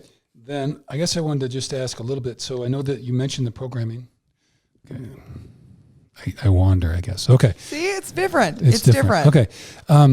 But you have the Military Survivor Seminar and then the Good Grief Camp. And I know that our survivor that's going to speak, Christine, is coming up, that her kids participated in that. It was a huge deal. And then also something called Regional Survivor Seminars. And so just pulling people together in a way. And I know that her story, because I've talked to her about that, and she's going to share that it was almost 4 years after lost her husband that she kind of got connected with TAPS, and that opened a whole new world for her. She'd been kind of just on her own and doing that. But the information and then the networking that she got through those things. So can you talk just a little bit about those programs, about the Survivor Seminar, and what people learn and then how those work? Absolutely. We have wonderful ways that we bring families together all over the country. And for years now, we've been doing both national gatherings, regional gatherings, and community get-togethers. Of course, in COVID, it's a little more challenging. So we've been doing a lot of things virtually, but it's still that opportunity to bring folks together, to provide resources, make connections, offer coping strategies. But we also get a lot of folks together through sports. And one of the most amazing events that we do every year, we've been so honored to be a part of, was the Pro Bowl. And oh my gosh, that moment where our families came and they had their photo buttons, the pictures of their loved one, and to see and have the opportunity to meet George Kittle was amazing. And families gave him their photo button so that they could, isn't that great? So he could carry their hero with him. It was so cool. And he was just great with it. He allowed families, I think he was covered in buttons when he went all the way down the line. And it's a way that they brought their loved one present into this extraordinary experience. And so many people shy away from that. They don't want to talk about grief. They don't want to mention the name. And he embraced it. He was right there with their families and honoring each of their heroes and listening to their stories. So that's it. Thank you. Yeah. Thank you for that. Well, that was a great opportunity, and he's very serious about it. So that's the sports outreach with the teams for TAPS. And so that was the first time I heard of TAPS. So that was, George's first Pro Bowl. And so we all go down, and George is so good, and he'll talk about this, but just how impactful NFL players and role models were to him, and seeing those like heroes. And so he takes it so seriously. And I remember, actually this was at a practice, like a preseason practice, where we're sitting there, and we probably waited for him for 2 hours, and he was like, I have to go. And we just sat there, and it was like, we didn't really know what he was doing until afterwards, but he went through and like talked to every single person. And then at the Pro Bowl, he was like, these are all the families. And we were just standing there, like kind of meeting everybody, and he was covered. I'm sure I have a photo of it, but just all of his buttons. And I think something, even like Dad said, we're not a direct military family. And sometimes, like it is, you don't know how to talk about those things, and to see people who are so, like even young kids who are so ready to celebrate life and move past grief and see what they're going through in such a different light, like that, that just changes the course of someone's life as they grow and as they develop. And so it's so cool to see how you guys are helping people. Well, he's extraordinary. I tell you, to make those families feel so seen and heard and honored, and to have their loved ones remembered, meant the world. You saw it in their faces, and it was just unprecedented. He's an extraordinary human being. So on that, if people are really interested, so last year and this year, George is doing My Cause, My Cleats, and TAPS and USAA are kind of his organization. So those will be on there. And last year's cleats, George donated back to TAPS. And so there'll be more information on the notes, but you guys are doing kind of an online auction of those cleats. So people are interested in getting the George Kittle My Cause, My Cleats from last year. Those are available through the TAPS website, and there's a whole fundraising thing going on for that. So if we'll post the links in our show notes. Yeah, so if you you want guys to will have all support that. access to that. Well, then if I have a little block of a paragraph. Do you want to read that? So this is from Christina after her Pro Bowl kind of experience. And this is out of the article that she wrote that you guys published in the TAPS magazine. And it's a 2-3 page thing. And there's a lot about the Pro Bowl and being with George and all that kind of stuff. But I thought this really captured it after I'd been talking to her. So I'd just like to read it for you. And just so you kind of, and I know you know these things, but I think it's really important. While the Pro Bowl activities were amazing, the most delightful aspect of this trip was the feeling of acceptance and love we felt from all the families, TAPS military mentors and staffs. When we left, it was like leaving a family reunion. We were all there because we lost someone we loved. I could share my story and talk about my husband with both laughter and tears in the same sentence, and they understood. Being able to talk to others in a safe environment and to be able to tell your story with others who know what you're going through is priceless. Bonnie Carroll, TAPS president and founder, said, TAPS loves you and we are your family. I truly feel that way, and so do my kids. My son Liam and another boy were talking while on a bus ride. The boy told Liam how his dad died, and Liam replied, my dad died too. Liam then said, but it's okay because we're like brothers now because we're part of the TAPS family. Jeez. Anyway, so I just So anyway, I just wanted to kind of, because I thought that really captured exactly the pieces that you were talking about. So just making sure, do you want to say, and I think we've talked about it, I think you mentioned almost 25 new grieving families per day, right? Okay. Right now, it's 21 new survivors every day. Okay. That's our average. So it'll be over 7,000 this year. Okay. All right. So, and again, that's kind of just defined by anybody who's in a relationship with, cares for, loves somebody who was in the military in some capacity and has been lost. Okay.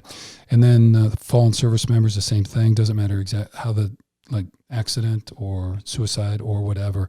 And I think too, that was one of the other things, just reading about that. So the piece we did 2 weeks ago on suicide prevention and the stigma that goes with that. And then it also felt like there was a little bit like if the death wasn't like in action, somehow it didn't count. And I don't mean to, so you can sure clarify all that for me, but it seems like you guys have really done a great job of just throwing a huge umbrella out there and pulling everybody under the tent saying, look, your military family lost somebody, you're here and we're all family. And so I just really want to kind of kudos for that, because I think that stigma and the other thing, and just like you said, loss is loss, love is love, and being able to embrace that and connect with people who feel the same way. So I don't know if you want to add anything. I know I'm just lecturing there going on, but anyway, we just really appreciate that, because I think that's amazing. And it's especially important, for kids, that no matter how their dad has died, this is their dad forever. And that is their story. Mm-hmm. And if we can just focus on the life lived, the service to this country, and let those kids know that America honors their loved one and they are the living legacy. That's incredibly powerful. Yeah. Well, good. So let's turn. Go ahead. I was going to say, so I feel like, what can other people do to support you people, your organization? But how can we help? How can people get involved? How can people find you? Let's talk about the hope and what do we do moving forward? Well, we're so grateful that really TAPS exists because Americans care. They honor service and sacrifice. TAPS isn't a government agency. It is a charity. It's a private organization. Everything that we do, from our good grief camps, our survivor seminars, our 24/7 helpline, everything is made possible because people really do care. They support TAPS. They volunteer with our organization. You can visit taps.org or our social media @taps.org and find out more. We have a volunteer central where people can sign up to get involved. Of course, it's a little easier, when we're not in a pandemic, but we look forward to times when we're all back together. I'm really looking forward to the auction and so grateful to George for the cleats. That's going to be a whole lot of fun. And we hope it really builds enthusiasm and raises funds for TAPS. Okay. Well, we'll certainly do that. And then he'll also be doing, each week he does a donation to the organization as well. So I'll coordinate that with your folks and we'll take care of that this week. I don't know. So in California, they're still not letting anybody in. So I don't know that there'll be, because usually they have military personnel and families on site, and I don't think they're going to let that happen this year. So we'll have to, I don't know if they're doing cardboard cutouts or what, but we'll see. But we'll have to figure it out. But anyway, well, Bonnie, thank you very much for being with us. Thank you for all of your hard work and your love and your compassion. And anything else you want to add that we didn't get covered? We love you all. We're so grateful to the team. We're so grateful to George. We're so thankful to be on this. And most of all, thank you for honoring our families so personally and just giving us that love and that hope. We really feel it. You've got an extraordinary team and we really feel a part of it. So thank you so much. Well, very welcome. All right, Em. Everybody go watch Bonnie's movie. Yeah, learn about the whales. Learn about the whales. Yeah, we got to dial that up for sure. So, well, you take care up in Alaska, all right? Be safe and take care of yourself, and we'll stay in touch, all right? Thank you so much. Thank you so much. Okay, bye-bye. Oh, thank you so much. We love you. Come on.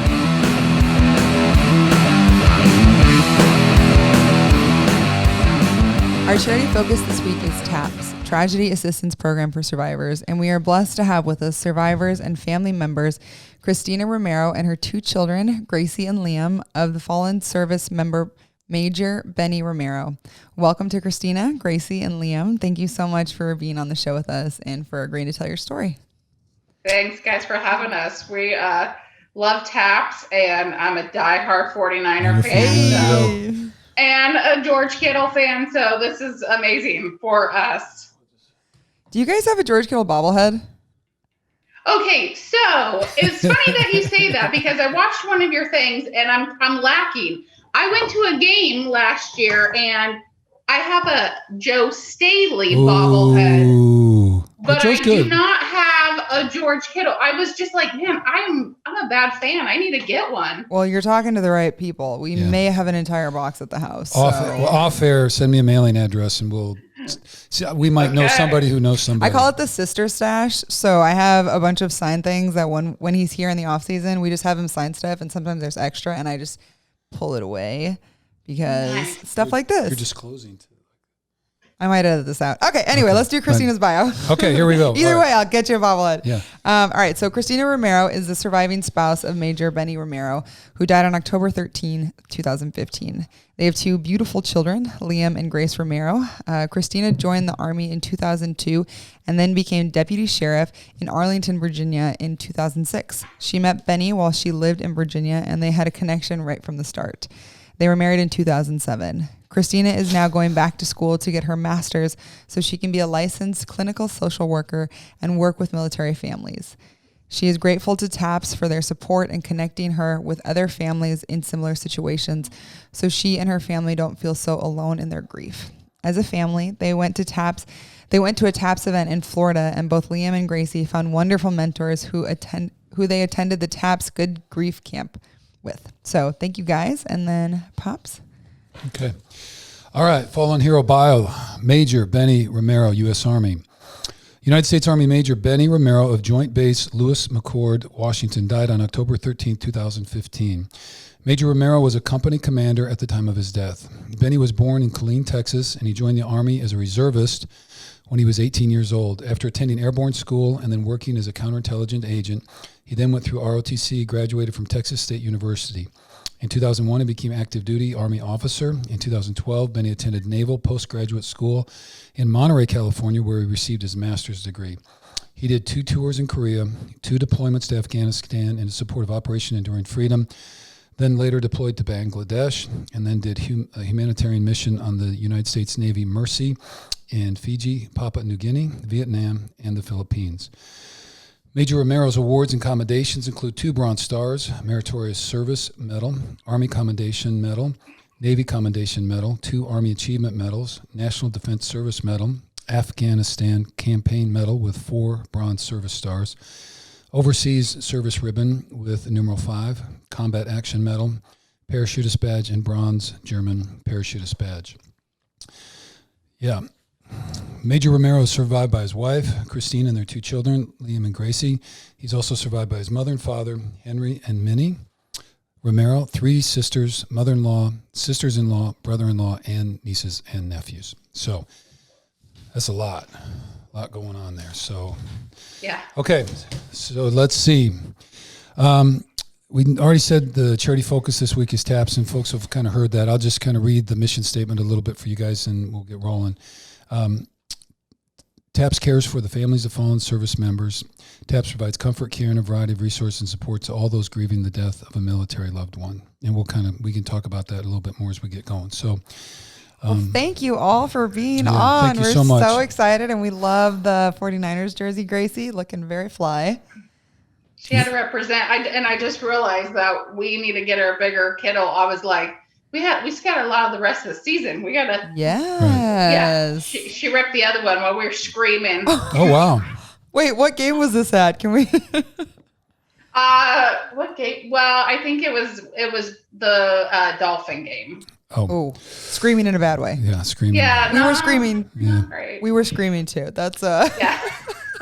So I'm not seeing a Dallas Cowboys shirt on, though. What's No?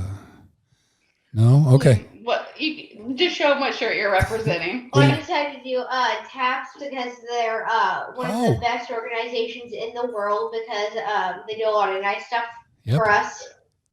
Yeah, TAPS, the Teams for TAPS, we are going to get into that in a little bit. So thank you very much for wearing that T-shirt. And Bonnie and all the staff will appreciate that. So, all right, very good. Great. Okay, so let's dive in. So obviously, part of our podcast tonight, we want to celebrate Benny and who he is and his journey. So could you please tell us a bit about Benny as a husband, as a father, and just kind of his journey through this and what led you to TAPS? Okay. So Benny and he was in Korea coming home, and my mom made me go on a dating website. I was 25. I was a deputy sheriff, and my mom thought I was never getting married. So she was like, please go on a dating website. I was like, okay, Mom, I'll go on a dating website. And I thought, I'm not going to meet anyone. He had put a profile up, and he was wearing his, military gear. And I was like, he's a pretty handsome guy. So we reached out, started talking, and he, came back from Korea and started really just over text and email and everything. This was like dial up. So it was it took 5 hours to get on the internet. I remember that well. Yep. Yeah. So that was certainly special. But yeah, so we did a whole year long, emailing back and forth, talking. This is how I knew he really liked me. We were 3 hours difference. I was California. He was North Carolina at the time. And then I went back to Virginia as well. But at that time, it was 3 hour difference. He would stay up. He would come home, take a nap. And then when I got off work, he would stay up till like 3 o'clock in the morning, his time. So we would get to talk. So at like 10 o'clock, I would talk from like 10 o'clock till, midnight. And so he had to be at work the next morning at 5 a.m. So he would stay up till 3, and we would talk for like 3 or 4 hours. Yeah. And he was just goofy, funny. We just had the same goals in life. We both had come from families that didn't have a lot of money, actually pretty poor. And so we just wanted better things in life, and we weren't afraid to work hard for it. And so we just really hit it off. And so we got married. 43 days later, he deployed to Afghanistan the first time. So I quit my job being deputy sheriff. I moved to Virginia or North Carolina. Didn't know anyone. Was kind of not scared, but it was kind of lonely. It was actually pretty lonely. Right.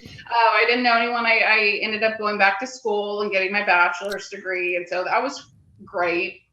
But that's kind of where I first learned the scariness sometimes of being a military wife. You're in a new place, you don't know anyone. And he would be gone sometimes. He was gone for a year in Afghanistan, and your phone is like your only lifeline, and you don't know when he's going to be able to call. So you carry your phone. I mean, even in the shower, I would put it like on the top of the ledge, because if I missed his phone call, I might not get to hear from him for a week or 2 or 3 weeks if they were really out, doing a mission. And so, at that time, the news was really showing a lot of, they'd say 3 service members died in Afghanistan. They didn't give any more information than that. So I might not hear from Benny for a few days. So it was just like, and then you would get a call at like 2 o'clock in the morning, and he'd startle you out of sleep. And so it was, and, it was him. And so you'd be like, it was just this relief of being able to talk to him. But so that was my first foray. It was much easier being in the military myself than being a military spouse, because you kind of get secondhand information, not all this. It's like everything, you're not best friends with some of the spouses, Say no more. I understand. Yep. Yeah. It's like anything. So some people were really great, and some people you're like, I could, nope, no not thanks. happening. So anyways, he came back from first deployment. Well, before he came back from his first deployment, about 2 months before he came home, he called me and he said, I have some bad news. And I thought, what? You broke, your limb got blown off, or, something. And he goes, no, not that bad, but you're not going to like it. And I said, oh boy. And he said, when I get back, I'm only going to be back for a few months, and then I have to deploy again for a year. And I said, what? So that was a hard shock for me because I Okay, thought wait. So I want to preface this romance story for a second. So you guys met and you talked for how long, and then you moved cross country, and then he's gone for a year, right? Yeah. We were only together for about 2 months before we got married, and he deployed for 43 days. That is some fierce love. Like nothing. 43 days later, yeah, after we got married, he deployed for a year. So you had about 3.5 months going in, gone for a year, comes back for 2 months, gone for another year. Yeah. And so, it kind of shook me because I was supposed, I thought, oh, we have a few more years, but he'll have to deploy. And, it kind of altered of how I would have to have kids. And I was very lucky. So on that phone call, I said, okay, well, then we need to speed up the process of having kids, because if you're going to deploy all the time, so luckily the first week he got home, we got conceived Liam. What a boy. Yeah. Yeah. So that was awesome. But, but that is some fierce love. Another time. Yeah. That is some fierce loving. Yes. And so, but I noticed some changes when he came home. My husband was always like a social drinker. We'd go hang out at like a Chili's or something, have a few drinks, hang out, be friendly with everyone. It had changed him. He came home and he started drinking to go to sleep. So there, for me, that I addressed it, but I also was like, hey, he's seen some things over there. And I knew he talked to me a lot, but I knew that he didn't tell me everything, which I later also, came to find out later, like their Humvee had been hit by an RPG, and, he didn't tell me that at the time. There was just things like that, and so I just didn't know how, we're still newly married because we really were newlyweds at that time. He came home, we went on our honeymoon to the Bahamas. And then after that, he really just 2 months, he did training and then he left. So we really still were newlyweds. So I didn't know how to bring it up. I really didn't know how to broach it, but I knew that there was a change in him, and not for the better. And not that not that he ever was abusive to me or anything, but I could see he had a hardness now, and the drinking, and I knew it was not good. It was not, he was drinking to sleep. And so, but he immediately went to Bangladesh. And so we didn't really have any time to talk about it anyway. So he came back from Bangladesh, and we thought, okay, well, so he'd been gone for, over 2 years. So we thought, wow, we're going to really have some quality time. He missed Liam's birth. Yeah. Because he was in Bangladesh. And so, that he tried to get back, but it took him 48 hours. So he was there for 2 weeks. But it was hard. It was hard for me and it was hard for him. He really wanted to be there, but he tried. But so when he came back from Bangladesh, we thought, well, okay, we're finally gonna have some family time. But within 5 weeks, they let us know that we needed to move from North Carolina to Fort Knox, Kentucky, and that he needed to deploy again with this new unit that was deploying over to Afghanistan. And I was like, what? Oh. What? Like, when are we going to have some time together? And so they gave us 3 weeks. So within 3 weeks, we had to, they had packers come in, and we had to rent out our house in North Carolina and go to Kentucky. We went to Fort Knox, and we were there for about 2 weeks, and then he had to go start training with his new unit. So they were gone for like 8 weeks. So it was kind of me and Liam and all of our animals just trying to figure out. We were living in a hotel because they didn't have space and on base yet. And with him being gone, I always just like to live on base. It's much safer, and you just, kind of make friends and similar situations. So, so he was home, and, he got to come home for a little bit, 2 or 3 months, and then he was gone for another year. And that was hard. It was really hard. That time, their base was being mortared all the time. This time they were on the Pakistan border of, and so they would come over and they would mortar the base all the time. And so it was just like, I really thought I was going to get a phone call, because at that time they had like 300 guys die and just from his unit. And it was scary, and I was one of the FRG leaders, which is the Family Readiness Group. And so people would call me in the middle of the night and say, I haven't heard from my husband. Is he dead? And I'd say, no, they're not dead, but it's hard. How do you say is, I don't know if your husband, I'm sure they will tell us, but it's just, you always have that in the back of your gut.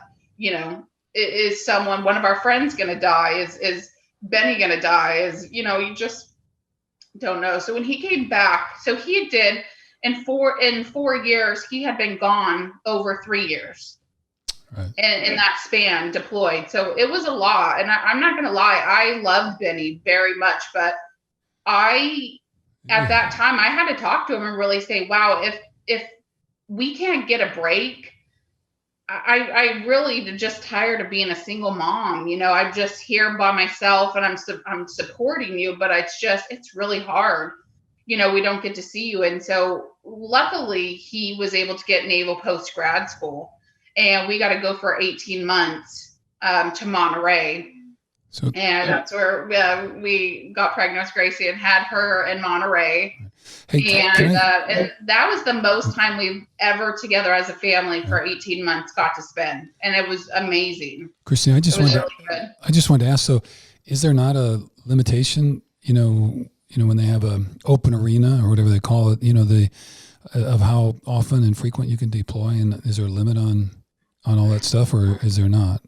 They're supposed to be, and I think that they're a lot better now, because I think people like Benny that have died by suicide and different things like that. I think that they realize that they're pushing the guys too hard. You can't just keep putting them in these situations and never giving them any downtime. They're on all the time. I mean, even when Benny came back, it was very hard for him to go out in public, like at a fair. Sure. Because he was like, I see, like behind that trash can, I see garbage. And that's where, the Taliban, they would put their, devices to blow us up. And, they always had to be on. They always had to suspect people of trying to kill them. And so it was really hard for him. Yeah. And we really had to, at that time, then we really kind of had a come to Jesus moment as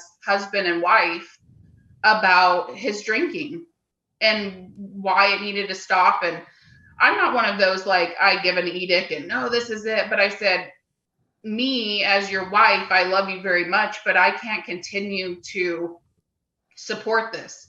I'm a single mom already, I feel like at times, because you're gone so much. And when you're here at nighttime, and it was me, like the kids were asleep and stuff, but I said, you're drunk. And I said, what if something happened and I needed help or something like that? And I said, I need you to be here. And I said, so, I'm not going to tell you to stop drinking, but you need to make a choice. It's either you keep drinking or you have a family. You can't have both.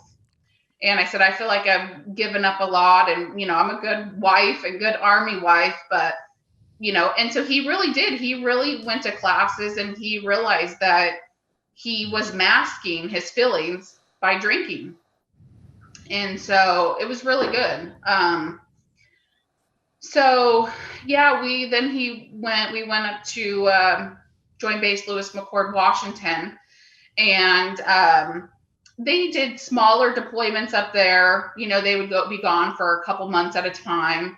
And so sometimes that's even almost harder than the year-long ones, because you get a schedule and then they come back for a month, and then it kind of throws it all off, and then he'll be gone for another 3 months or 4 months. So it was that's actually was kind of harder. But then he went on the Mercy, the mission, and then came back, and then 2 weeks later, that's when he died by suicide. Okay. So he was actually back with you guys for only about 2 weeks before then. Okay. Yeah. All right. Well then, let's see. We're going to follow up with that. How about, I was going to ask you though, within that context, because I do want to talk about kind of the next part of that story. In the bio you sent though, there was a little piece, and we kind of talked about the Niners and Dallas before that. And so it's one of the stories that I read about in the kind of when he was gone, you being the faithful Niner fan that you are, you would take his Dallas Cowboy blankets and you would put them over the dog beds and let the dog sleep on them, because you're not a Dallas fan, because of course not, because up until the catch, they broke the Niners' heart over and over and over, but then after Dwight Clark's catch, things kind of changed, so it was all good then, but so then you could rub it in. But do you want to just tell us the Cowboy story, and then Liam, you can jump in too. That was one of the things that, Benny and I had in common. He was born and raised in Texas, so he's a diehard Dallas fan. So me, born and raised in California, diehard 49er fan, and my maiden name was Rice. Right. So anyone that knew me, I told everyone that I was cousins with Jerry Rice. Yeah, why wouldn't As you should. As you should. Yeah, I was like, we're totally on for that. Married. Yeah. I am cousins to the greatest wide receiver ever. I told everyone that. So Benny and I had the rivalry of that. It was so fun. Anytime Dallas, 49ers played, especially, the 90s when we were growing up, that was the rivalry. Yep. And so he was like, hey, I think we should, when we have kids, we're going to maybe we should name one of them Dallas. And no, that's not Hell no. I'm having it. Yeah. Take that back to Texas. Like, you married the wrong woman Joe for that. Montana or Jerry Rice, maybe. Right. Maybe, not Troy Aikman. I'm sorry. But anyway, so when he left, I took his Dallas Cowboys. Grace, Liam, are these football names in any association, or did you just say like no football names whatsoever? Yeah, that we had to do. So after all of this, we kind of had to have a come to Jesus moment. So I put you and Benny, you were hanging out with Jesus quite a bit. Yeah. So. Yeah, I gotta repent a lot. Yeah. When he was gone, I had 2 dogs and there were 2 Dallas Cowboy blankets. So I thought, listen, I'm gonna use it. Those blankets are nice and soft. I'm gonna use them for the dog beds. Right. Gonna put them in there. They'll be close to Benny. We did it for Benny. It was for Benny. When he came home, he was like, you did what? Well, I had told him. He didn't believe me, though, when he was deployed.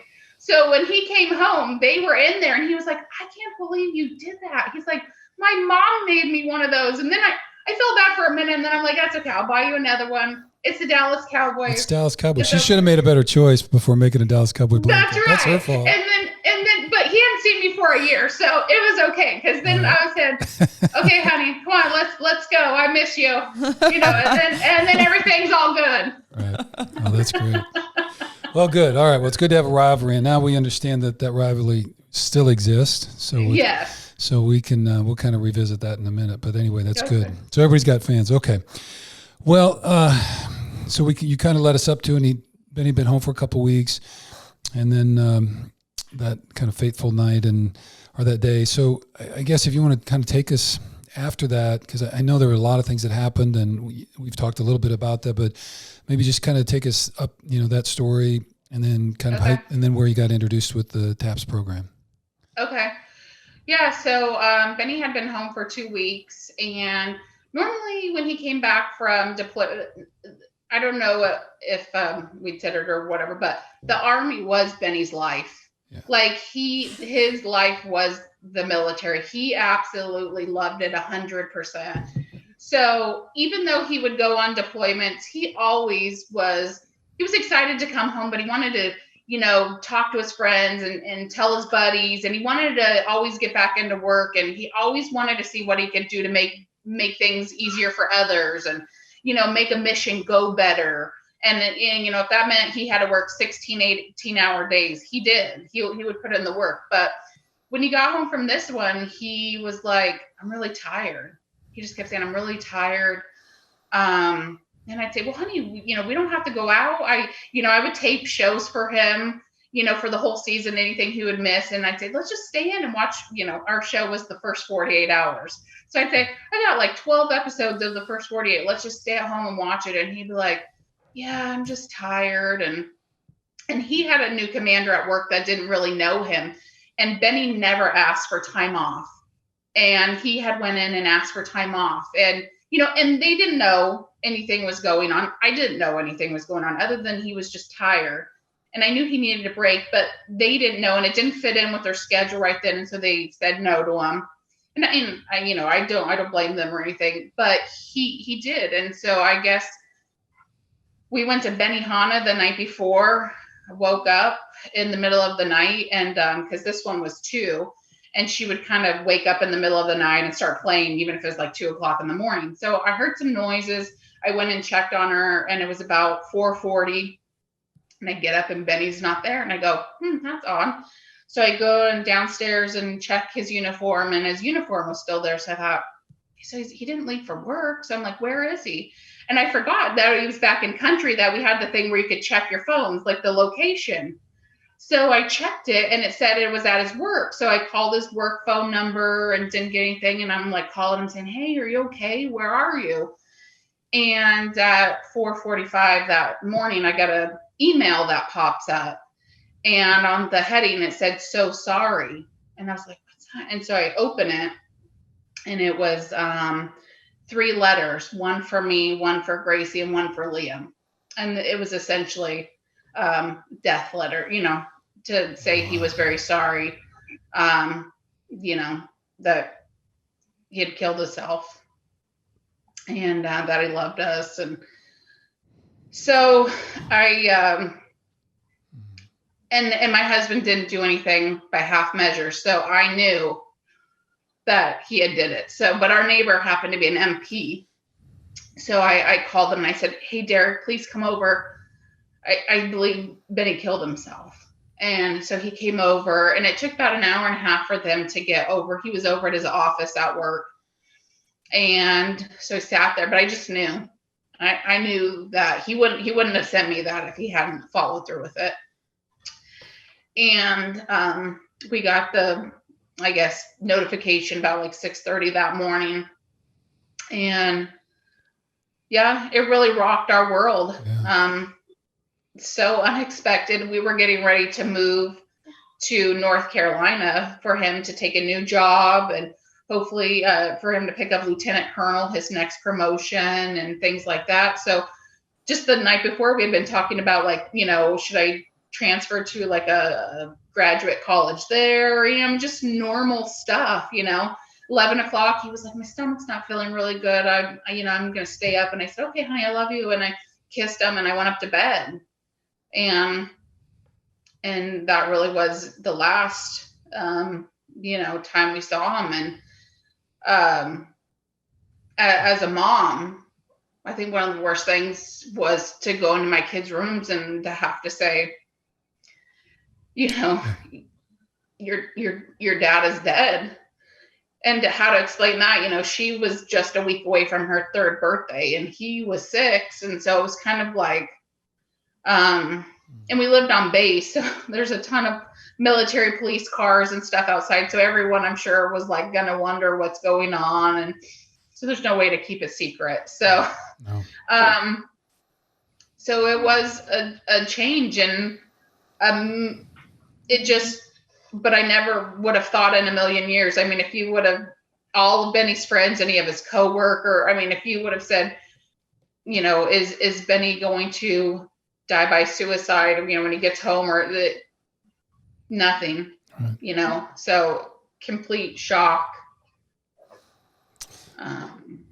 Yeah. And, and then when with comes that is, the military wants to things can sometimes take a long time. So immediately, though, they come over and they give you about this stack of paperwork, and you have to fill it out, and it's not what you want to be doing at the time. And I understand it, but it really was just, it sucked. Yeah. It really did. And then, and they tell you at that time, you no longer get a paycheck. Your husband was the service member and he's gone now. So you no longer receive a paycheck. So for me, I was like, okay, are we kicked off the base now? I mean, because we lived on base housing. What do I do? Do I just need to move and go get a job now? Or, and they said there will be an investigation. And if it's considered in the line of duty, you'll get retirement benefits. But if it's not, you don't receive anything. So that was a 10-month investigation, and it really was nerve-wracking. But yeah, you have to start paying rent. You have up to a year to live on base, but you have to start paying whatever it would have cost us, because I was through the military, our BAH. Yep. So I think I started paying like $2,300, because I didn't know what I wanted to do, where we wanted to go. I mean, we were planning a funeral now. So I didn't know where we were going to go. So yeah, there's a lot of things thrown at you at once that you have to figure out real quick. That you just did the day before, you didn't have to worry about. You didn't know. You worry about your livelihood. You always thought, the chances of him dying over in Afghanistan or somewhere else, that's when you really think about it. But when they get home, it would never cross my mind. I think you're good. Right. Yeah. Get a chance to decompress and move away from all that stuff. And so there you were. So, okay. Well, we'll take a moment to catch a breath and just thank you for sharing that. And Leanne and Gracie too, you guys too. I know you're not talking a whole bunch yet, so we'll ask you guys some questions in a little bit. But anyway, thank you as a family for sharing all of that with us. So I know there's a transition period, at least I think 2 to 3 years, you said, and then at some point, kind of get introduced to TAP. So, yeah. Do you want to introduce us there somewhere, or? Yeah. Okay. Yeah. So after about 6 months after I moved back to California, because that's where my family's from. So I wanted to be close to them, my mom and my sisters and my family. So we went back there and we moved away from everything military. We didn't have, still kept in contact a little bit with military friends, but once you're gone, we just didn't have any interaction on a daily basis with, that was our life every day. We lived on base, the kids went to school on base. Our whole life was that. And we went away from that. So, I didn't know about a lot of the programs. I didn't know, at that time, I didn't know about TAPS. I didn't know about any of these extra programs. About 2 years into it, a friend had told me about another program, not TAPS. And so we went, and it was a good experience and a bad experience.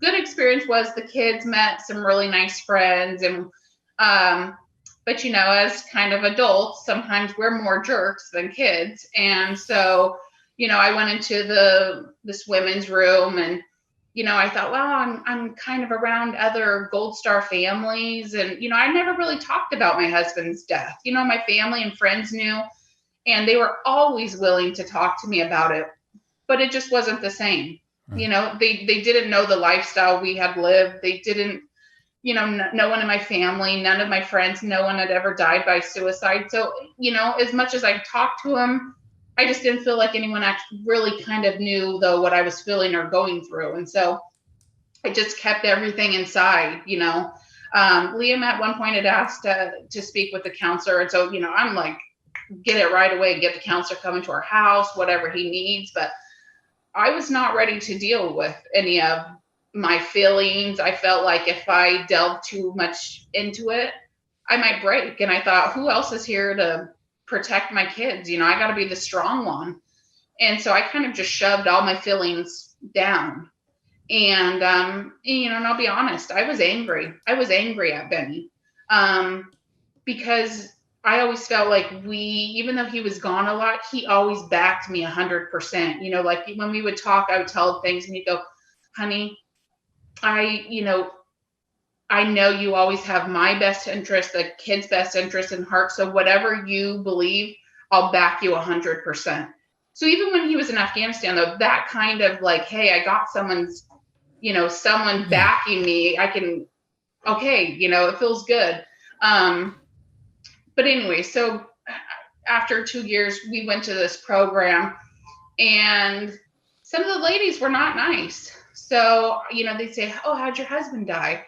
And like I said, I'd never really talked about it. If anyone ever asked me, I said, oh, he died in the Army. And, but there I thought, wow, I'm amongst other Gold Star families, wives. And I said, my husband died by suicide. And some of them gave me this look like you're not really didn't make me feel good. They were shunning me or that we were less than. And it made me not want to talk to anyone else about it there. right. And I didn't talk about it because my kids had good experience with some of the other mentors and some of the other people there. And we did meet some wonderful people, but it really just put me off that the visitors and the participants and the people volunteering were much nicer to us than the actual people who, like, I thought were other Gold Star family wives, and I didn't feel that love. And I thought, wow, I'm not doing this again. Mm-hmm. So it was almost a year later, almost into year 3 after Benny had died. And I got this thing from TAPS. So a friend had reached out to me and said, hey, you should join TAPS. And I said, I will, but I don't really know what they are, but whatever, I'll see what they send out or see if they can be helpful. And they had a suicide seminar in Florida. And I thought, wow, that's a long way to go if we hate it. But I was like, I'm one of those ones though, if we hate it, I'll just get on the plane and go back home. Mm-hmm. And, but I prayed about it as well. And I just felt a really good feeling like, hey, I need this. And at the time I felt like an elephant was sitting on my chest. I just knew I needed to get something out, like something was bubbling up in me. And I knew I was kind of snapping at my kids, and I was not being a good mom. I thought, I was not being a loving mom. And it is because I had all this inside of me. So we went, and it literally was like the cliche Oprah moment, the aha moment for me, Right. Being around other people who their family member, there were moms there were dads there were, other wives, everyone was there because of a suicide death. And they knew what I was going through. They knew, I was feeling anger, and they knew that, all these different emotions, and the way we all connected, and the people there. One of these ladies, Reverend Laura Biddle, she was, there with TAPS, and she sat down with me and she said, you have a mask on, and obviously I didn't have a mask on, but she said, you wear a mask. And I said, yeah, I do. And she said, when everyone asks you, are you okay? And you say, yeah. And I said, yeah, that's it. I said, because I think people don't really want to hear the truth. I don't think that they want to hear the truth that I have really bad days, and there's days I don't want to get out of bed. But I don't think people really want to hear that. And I said, so, and you don't want to make people worried either. You're like, oh, Christina's losing it or whatever. So you don't say any of that. You just say, oh, we're good, And she said, do you let your kids cry? And I said, of course, She said, have your kids ever needed any kind of help? And I said, yeah, I got it for them immediately. And she said, why would you not do that for yourself? And for me, it was kind of like, wow. And she said, you are going to be a better mom. You're going to be a better person. You're going to be a better woman if you show your emotion, if you cry, if you let it out. You're going to be all these better things you want to be. It's, you got to let it out. And that weekend for me was life-changing. How I treated every day, how I thought about myself, how I thought about suicide, how I thought about Benny, how I talked more with my kids about it, how we had discussions. And, it was just going to that. And TAPS, they know, they find these people that have the knowledge and the empathy, because there's so many I mean, I thought my scenario was bad, but going there, you find out there's people that their husband, shot himself in front of the wife and kids. And, and you just thought, wow, how hard is that for you and your family? Like, I thought I had a bad, but, and so they have people there to tackle all of these issues. And they have groups for moms and dads and for wives and for girlfriends of, people and it's just brothers and sisters. And they have these amazing programs. And it just really put me on the path where I can talk about it now, because if you would have asked me to do this interview a couple years ago, I wouldn't have talked about it. I wouldn't have felt safe. I would have felt like you're going to judge me. And we've had programs. So there's still a stigma attached to suicide, because we've had programs reach out and say, we'd love for you and your family to come hunting. You think, wow, okay, my son, he loves to go hunting. After they found out that my husband died by suicide, they didn't want to have anything to do with us. Oh, man. And you think, wow, and they don't even know my husband's service. They didn't know that, he went out there and put his heart and soul, worked 18 hours a day, never shirked from any deployment, anything anyone was ever asked of him. And it made me feel bad and it made me angry. And going to TAPS, though, gave me that wherewithal to go, if you're going to treat us like that, I don't want you in my life. I'm not going to feel bad, Right. I'm carrying I'm gonna that. you're not someone I would want in my life if you're going to judge me or my kids so it was opening. But then from Benny's death, we've met so many tremendous people that have come into our lives, that have enriched our lives, have touched our lives, just taken us and acted like we're family. And so, and TAPS has done that for us, people through TAPS, the mentors, it's been amazing. And then, so somewhere in there, because we talked about this, was the Good Grief Camp and that Liam, I don't know if Gracie went also or not, but I don't know. Liam, do you want to talk to us a little bit about the Good Grief Camp and kind of how that went down, if you want? And if not, Mom will probably jump in, but I just want to invite you if there's parts of that you want to share as part of this. So thank you again for being here. Sure, I'll share. I think about the Good Grief Camp that I never had really knew before. Before it was they had a one-on-one mentor, and it was really nice so that it wasn't everybody one part, because you kind of want individual time in a way. And it was just so nice that you could talk to someone and they wouldn't judge you. Very good. And where was that camp at? Where do they do that? Is that DC or where is that? Florida.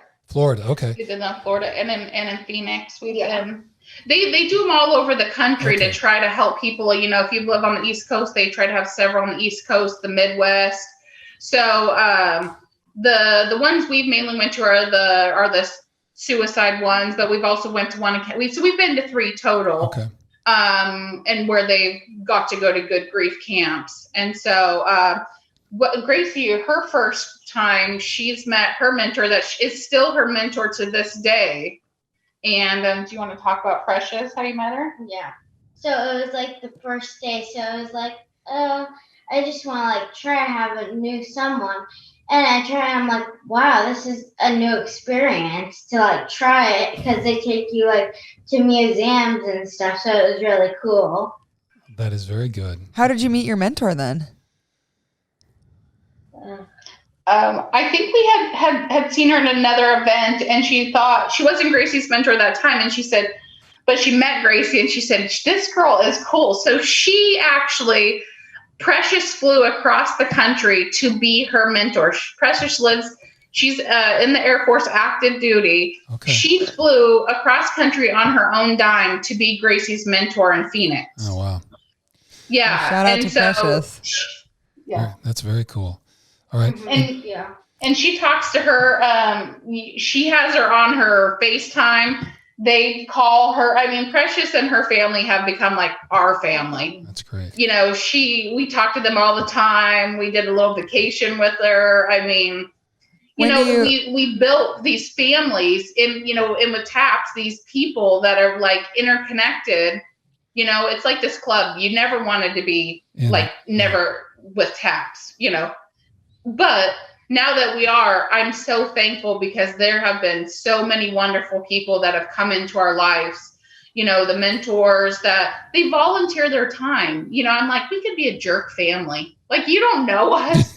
Like, we could be horrible human beings, but they come and they spend their time away from their families and they volunteer and they, you know, what are some of the things you guys do in your Good Grief camps? Oh, we'll like make little hats and stuff to like have fun and stuff, to like do stuff and make like be creative and stuff like that. Yeah. When's your next camp? When are you guys going next? I don't know with COVID. Yeah, I know. True.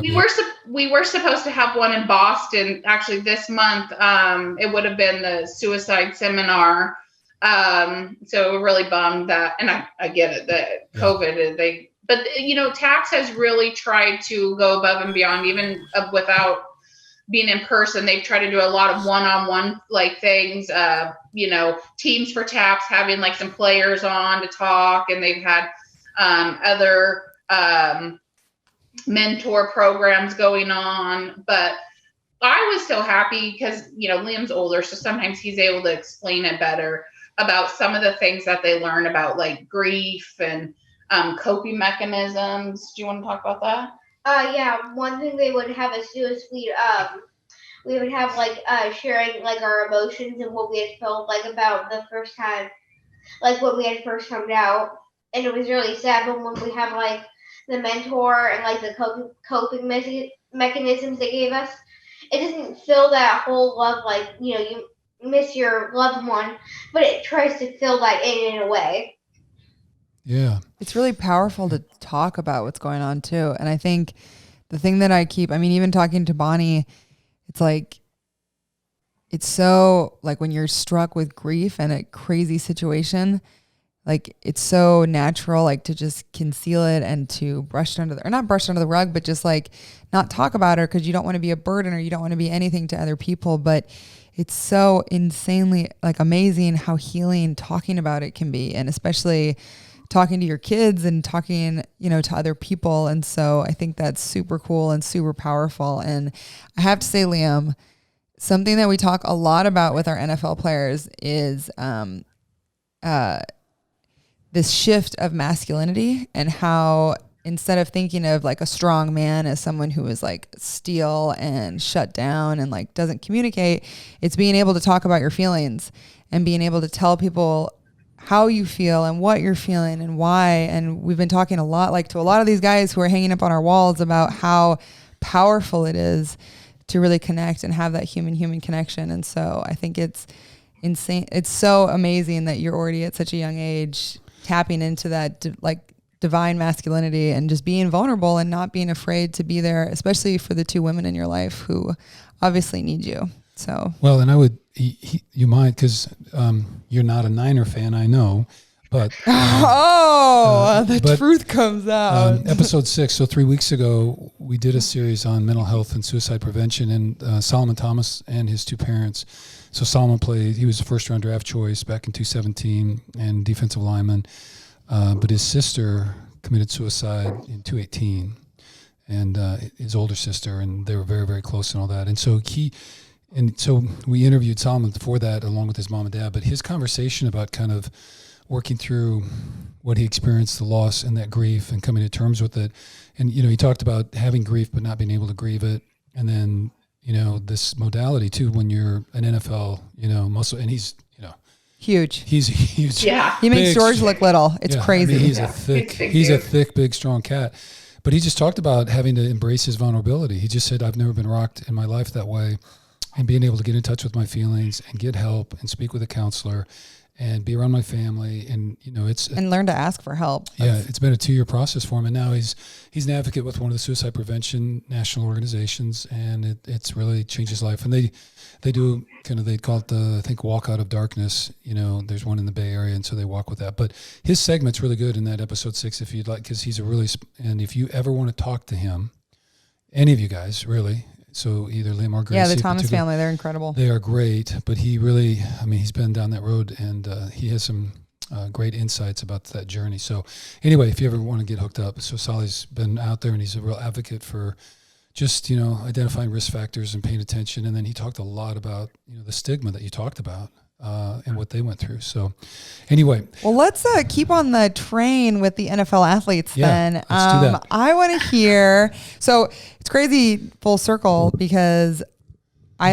didn't know who you guys were at the time, but at the Pro Bowl, we met you guys and I took a bunch of photos of you guys with George. And so, because we were both there, obviously that was George's first Pro Bowl. And so we were all there and I was like taking photos of literally everything. So I found a bunch of photos of you guys on my camera. And then the Tabs people also sent over photos. So we have all of it. Nice. So will you guys please tell us about your Pro Bowl experience? Just everything. Yeah. What'd you like? What happened? Yeah, go. You can shoot us. It was amazing. Tax had sent out this thing about Pro Bowl, like, hey, with your loved one, did you have a story about football? So I brought up the story about, my husband and I had a fun rivalry with Cowboys and 49ers and my kids. After my husband died, I never thought I would buy any Dallas Cowboy paraphernalia. But Liam, he said after his dad died, he knows I'm a diehard 49er fan, and I used to dress him in 49er gear. And he said, I want to be a Dallas fan. I want to be my dad's team. It sounds like you were asking permission a little bit. Yeah, and he was, because he knows I used to dress him in 49er gear all the time. And he said, but I want to be a Dallas fan, and will you buy me some stuff? And I was like, and I said, yes, I will willingly and testing the limits of love, even for a mom. Holy cow. Yeah. Well, it was hard, but I'm like, I love him more. So I'm like, yes, I will go online and buy you some Dallas Cowboy gear. Yeah. So there ain't no cowboy. There ain't no cowboy up here. I'm looking up here for. Oh wait, no, that's. That is. Yeah, but he's not there anymore though. George had a friend that he went through the combine with that originally was drafted by Dallas, but he's not there anymore. So we do. We have one Dallas shirt up, but I might take it down after this conversation. So anyway, so the kids and I in the house, we're on Sunday, we're watching football, Monday, Thursday, we're watching football. So we're a football family. So I'm like, this would be amazing to get to go to the Pro Bowl. But I was like, we're probably not going to get picked. But hey, anyways, it took me 5 minutes to fill out the form. So I get the call saying, hey, you guys are coming. And I was like, woohoo. I was like, if you told me I'd won $1 million, in the lottery, that's how excited I was. So I was like, oh my gosh. So, so we went and again, we didn't kind of know what to expect. We didn't, because we'd only been to one tax event before that, but that one had been amazing. So we were like, hey, we're going to try to see what it is and have fun. And so we went there, and the first day we went to the practice. And so that was when, woo, come over and, I'm like, George, you're the best tight end and, all this stuff.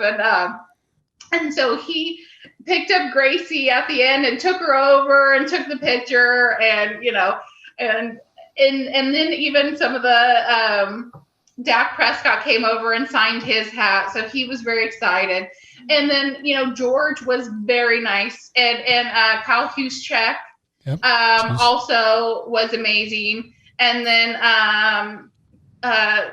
DeForest Buckner was also there as well. I know he's no longer on there, but I will always be a fan of his. 100%. Great. Yeah, love him. They were so lovely to us that day. So after that, we thought, I didn't think we would see them again. So it was like, but that experience right there was just amazing. I was like, wow, he signed everyone's, balls, everything, took the picture with Gracie. She's telling everyone, George Kittle is my best friend. Mine too. He's mine too. Mine too. I'll share him with you. Yeah. So she was telling everyone, she's like, did you see my new best friend? George Kittle's my best friend. And like they had picked it up on Instagram for like the NFL community or something. So we're calling family like, oh my gosh. And then George put it on his page. So we're like, hey, this is like the best. Like we're just going crazy. And then the Dallas Cowboys had picked up Liam's because when Dak Prescott come over and signed, and Liam's face is like, sure. Yeah. So anyways, then the next day, the Taps has a surprise for us, and they say, hey, you guys are going to make a flag. And we're like, oh, that's cool. Okay. So we go out there, and then they start bringing the NFL players on carts. And we're like, okay. And then they're like, they're going to help you. And we've assigned one to each, and I was thinking, okay, so there's only one 49er. There's only George standing out there. And there was two families. I'm sorry, DeForest Buckner was there as well. Okay, so I'm like, okay, there was three families who liked the 49ers, and there was only two 49ers. And I was like, well, we better be getting one of them. I'm like, we're going to tackle some people. Yeah, I was like, there's going to be some problems. Yeah, and so, because I'm like, they probably have not been a fan as long as I have. That's right. So. Absolutely. Anyway, we got George, so it was so cool and so amazing, and he was so sweet. He like took all of his gear off and he put it on Liam, and we have pictures of that with his hat and sunglasses and everything. But it was kind of cool because we kind of got to tell him our story a little bit, of what Taps meant to us, and also why I appreciated him coming out there. And this is sometimes we do have crappy memories, and sometimes we don't have, sometimes we have sad moments in our life right now. But things like this also, this is why you still have to keep living, because my husband would have loved this. Yeah. Even though like my husband was a diehard Cowboys fan, he would have loved that we were there doing that. Like he would have like been ecstatic for me. Yeah. He's to like still a football fan. Oh my gosh, she's with the 49er making a flag, and so he couldn't have been nicer. And it was just like, wow, I'm really glad, some of this awareness about Taps is coming out, and it just was, a really fun afternoon. We made a really cool flag. Oh, someone else was out there, that kid from that movie. Oh, some of the Disney characters were out there. Oh, right. I remember that. Yep. Yeah. Some of the characters on the Disney shows, I didn't know him, but the kids knew him, like Ethan Wacker and one of the other guys from the Disney show. So they thought that was pretty cool as well. But yeah, it was just a really fun weekend, and and it just Taps what made fun memories for us, and then George and all of the guys that they had out there really were just amazing with all of the kids, all of the families, and it just made fun new memories for us. So it was like a win. I mean, it was like a win. I'm like, okay, I'm done. I'm happy. Right. Well, George still talks about that and how impactful it was. And so he was very excited when we told him that you were the family that we were talking to. So I have to ask, Liam, will you please tell the school presentation story? Because I think everybody needs to hear that story. Okay, so I don't know. Just one day, Mom had told us that we were going to, was it Disney World or Disneyland? Well, yeah, I told him, I said, hey, we're going to go to Disney World. So, so he had told his friends at school why we were leaving, where we were going to Disney World. And I was bragging them all about it. And then eventually I was like, yeah, I'm going to have a fun time. So then we leave the next day, and we have a fun time there. And I'm like, Mom, is it okay if I can do like a presentation about it? Because I was making such a big deal out about it. And it was just like not for fun purposes, but for the, good grief. Like you kind of wanted to tell really about what Taps and why we had went originally. Yeah. For Taps, not only that it was for fun, but why we went. Yeah. And what Taps meant to us. Yeah. So I'm like, okay, Mom, we gotta get all my stuff. So we got a bunch of like we had the football that we had signed. Remember that one? Yeah, and the flag that we made with George. Yeah, didn't he sign? Wait, no, did he sign it? Yeah, he's in the back. Yeah. We have it hanging up in our house. But send me a picture. I'll post it up for this. Okay, Yeah, I will. so you took everything to school and you presented it all to the kids and the class. Yeah. And how'd that go? And it was just very like emotional to kind of like give that like tell them like what it was, because it's very hard to kind of explain to someone who hasn't went through the same circumstances in a way. Yeah. About like what has happened to you. Right. And was that one of the first times most of those kids found out kind of what happened with your dad? Yeah. So that's a pretty big deal. And okay, that's a big step. That is a power move. I'm just gonna say that right now. Like, yeah, that is this is my life. This is who I am, and I'm all in. That's type of moment. It's like Superman, like yes, going like that. You know, he doesn't realize that he will tell people his feelings and show his vulnerability. Yeah. And it's harder sometimes because sometimes people don't, when they're younger, they don't know that how much it's taking for him to be vulnerable. But he really did. He put it all out on the line. I have to say, his class was so supportive. Yeah. Most of them didn't know that his dad had died. They didn't know that he had, died in the Army, and they didn't know what TAPS was, and they wanted to know about, what it was and why Liam had went, and then why it was important for him, and why it made him feel good to go. And he really did. He, his teacher's in the background, like, weeping, but it really good. The kids had really good questions for him. And Liam was just really open and honest. And he said, this is for families of, people who their mom or dad died in the military. And he said, we have family, but, they're not our military family. And this military family kind of knows us, and they know when they die, like, no one asks, where's your mom or dad? Because they're all in the same boat, And he said, it doesn't make me feel weird when I go there. We all know, and we all help each other. And so he really said that. And it was just like, me as a mom, I wanted just to start bawling, right.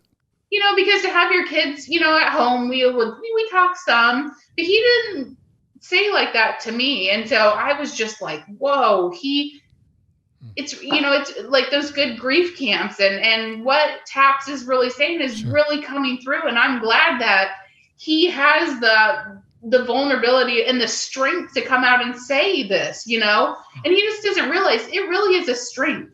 Yeah. So Liam, I'm just going to point out the obvious. Your mom's kind of proud of you. Are you getting that? Just a little bit, huh?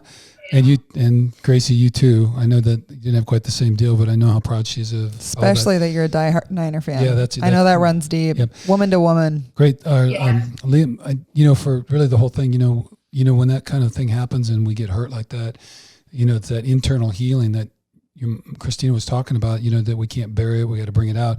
But it's one thing to kind of start talking with family and or counselors and trusted, but then that's really a huge leap, like your mom said, within the healing process when you can take it out and share it with people that you don't know so well.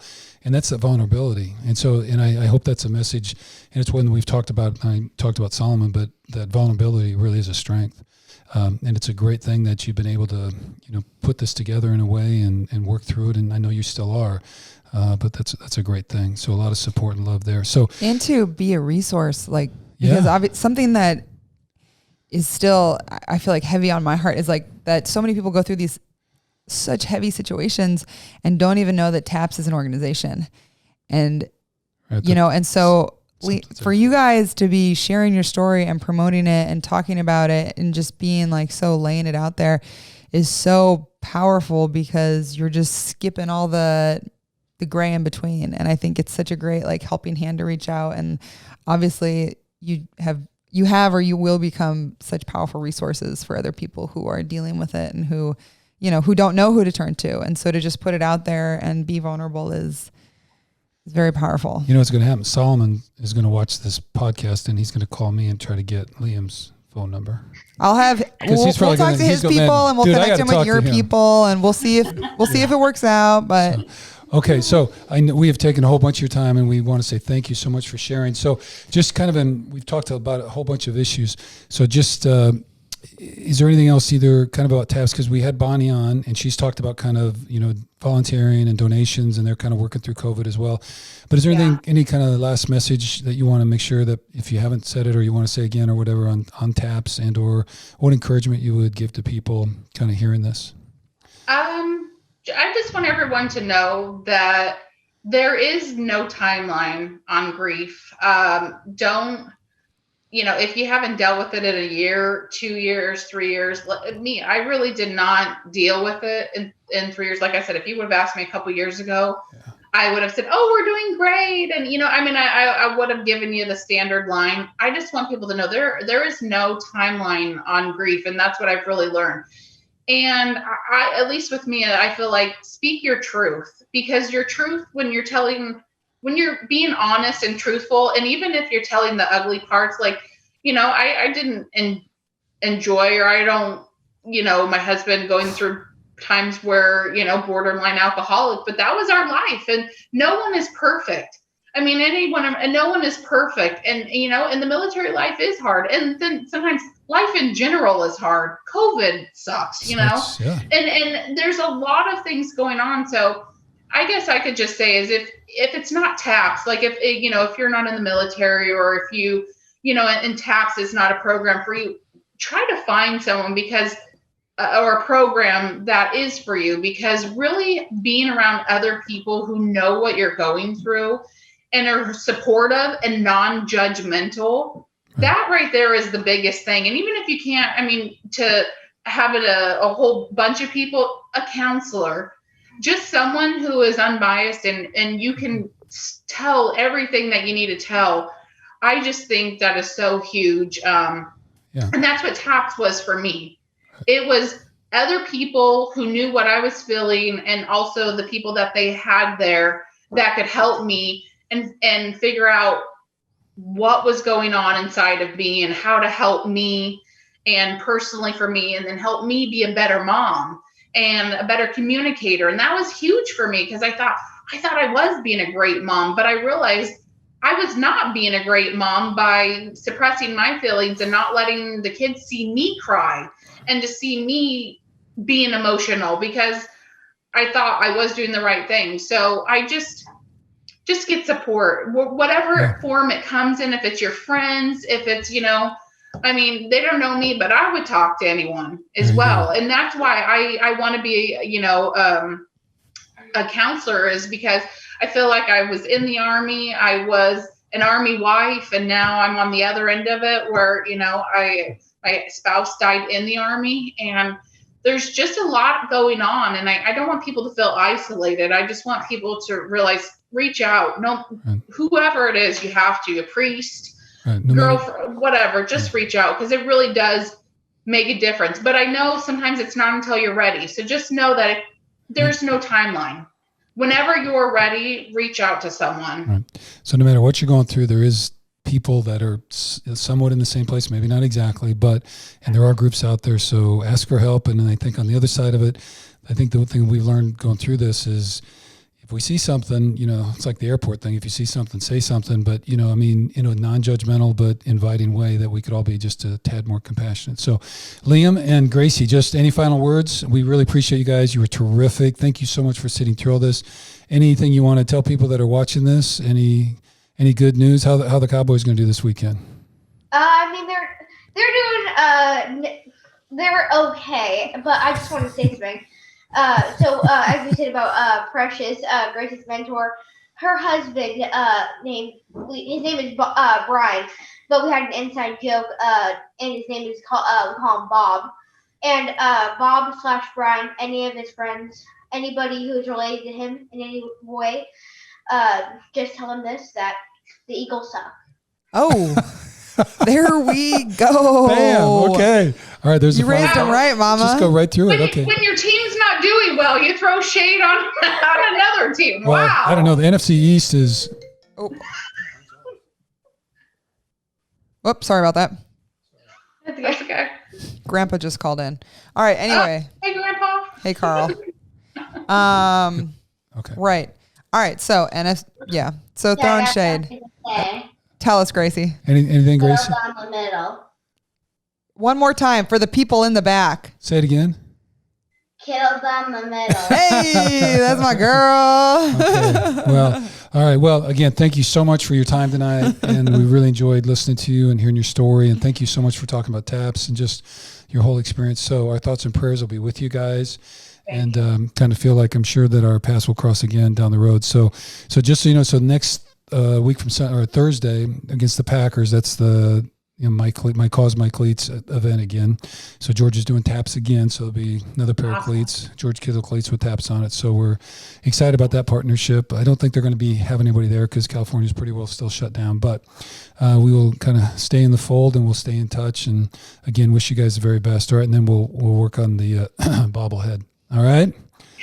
Okay. I'm on it. I am on it. All right. Yes. Thank you guys so much for this opportunity. Like I said, we love TAPS and 49ers, George, everything. So I'm excited to talk to you guys. And, if this reaches one person, anything about suicide or whatever, I hope it does, because there's so many people out there that I think can relate, in all different forms. So I appreciate this, for us to have this conversation. Okay. Well, again, thank you very, very much. Okay. You guys be well, be safe. And then I know we will talk soon. Go Niners. Go Niners. Oh, sorry. Oh. All right, guys. All right. We'll see you later. Thank you. Okay. Bye, guys. Bye-bye. Thank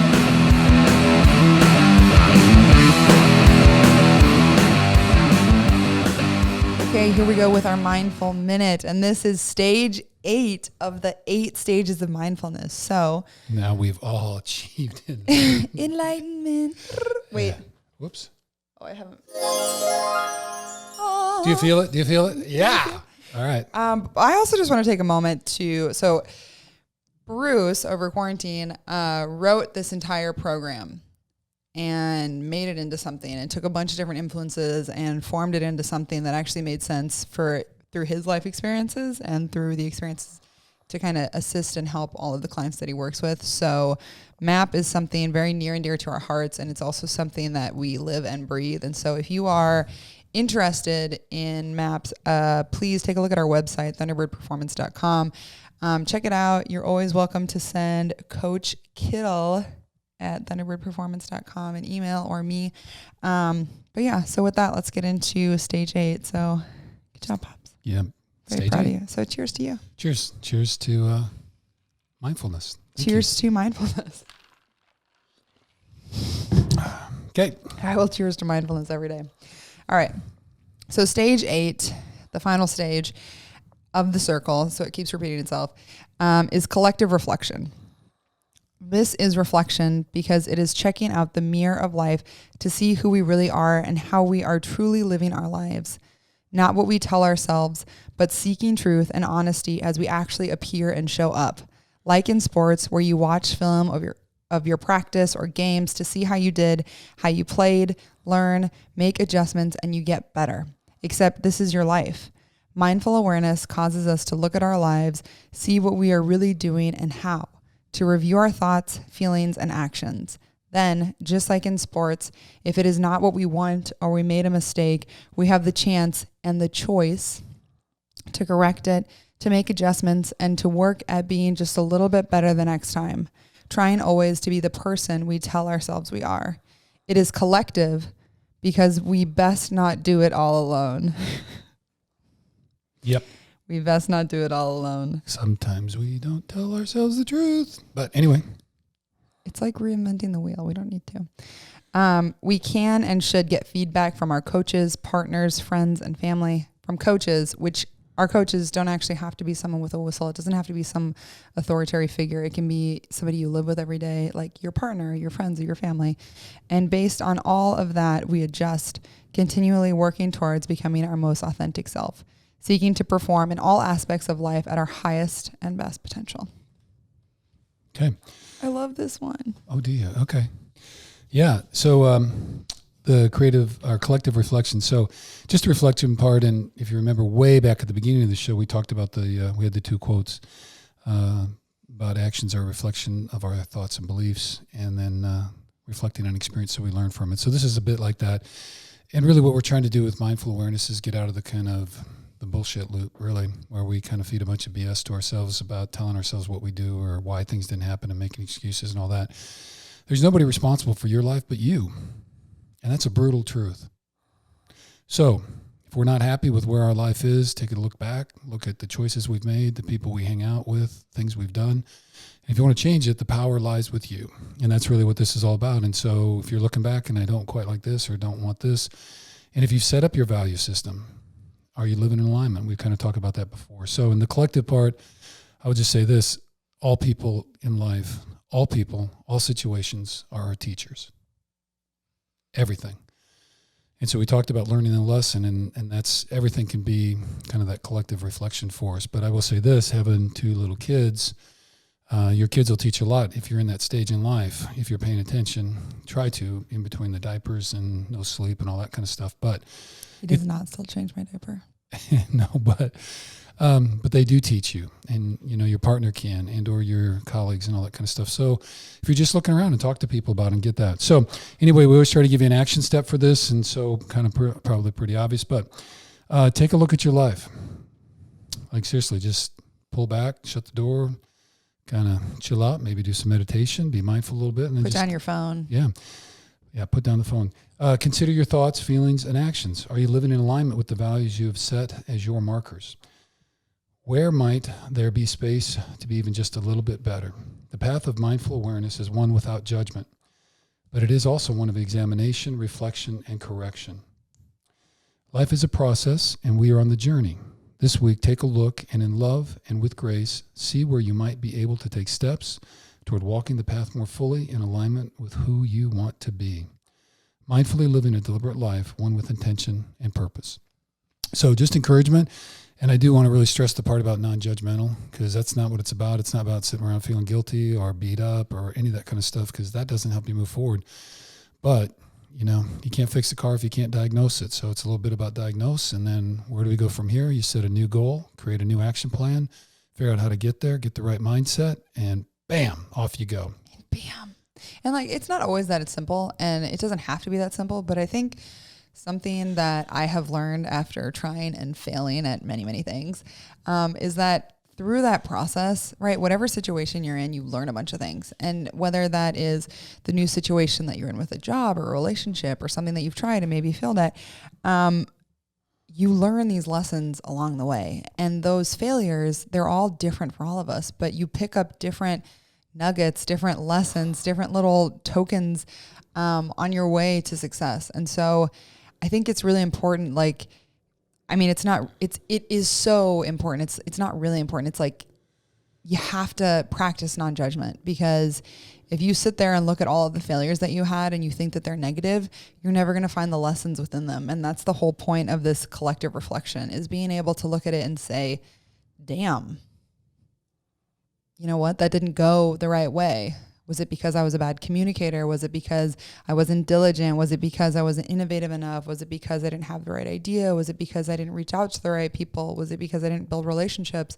You know what I mean? So I think the worst thing that people can do is fail at something and then choose to just push it away and not do something, because I have done that before, and I feel like I learned the most when I put my ego aside and I can look back and actually be like, okay, why did this happen to me? Why did I fail? What, and kind of deconstruct it. And I got very lucky in having a father who, he's quite a mirror to my bullshit. And so, sometimes you have that, sometimes you don't. But I think that if growth is something that you're very intentional on, and it's something that you're very passionate about, and something you are committed to, you're going to figure it out. And it doesn't have to, there's no timeline on success, but just make sure that you practice non-judgment, make sure that you build the relationships, and make sure, that you do the collective reflection. Collective reflection. Just a plug on failure. Stop letting the world tell you failure is bad. It's not. It's great. Pick a huge mountain and go after it. If you don't make it, who cares? You tried. You got it part way. You did something. It's okay. Build on it. Learn. Grow. Be fearless in your failures. Fear, blah. Right? Screw it. Fail boldly. To go where no person has gone before is great. There's a guy, he wrote a book called The Alter Ego Effect, and he's a life coach kind of dude, Todd Herman. But Todd always talks about if you're not, whatever you're trying, if you're not going in there looking to get a bloody nose, you're not trying hard enough. And he's saying that figuratively, but I guess it could happen. But get challenged. Take your ideas into the world and don't worry about whether they fly or stick or whatever, okay? Just go. And don't worry about being perfect. Don't hold back. Go. Take your ideas. Fly. Let them bloom. And embrace failure. If it ain't quite perfect, you'll fix it along the way. It's all great. Life is messy. We talked about this like last episode, but like something we talked about was that people think that they're like in the middle and that like failure is over here and success is over here, but that's not the map. It's where you are a fuck ton. A bunch of failures right here. Like mountains of failures, right? And they could be like very big valleys or whatever. And then success is way over there. You have to go through that to find your success. The obstacle is the way. We've talked about that too. So anyway, we're going on now. We want to cut her loose. But anyway, so that's collective reflection, stage 8. And again, it's all intertwined and it's circular, not necessarily linear, but it is a process. So we encourage you to embark on the process and just give it a shot. And don't worry if you get kind of mixed up because it's a mess. Okay. We're good? All right. All right, stick around for Ask George.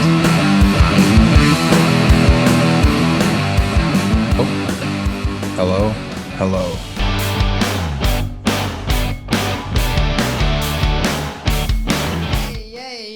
Yay.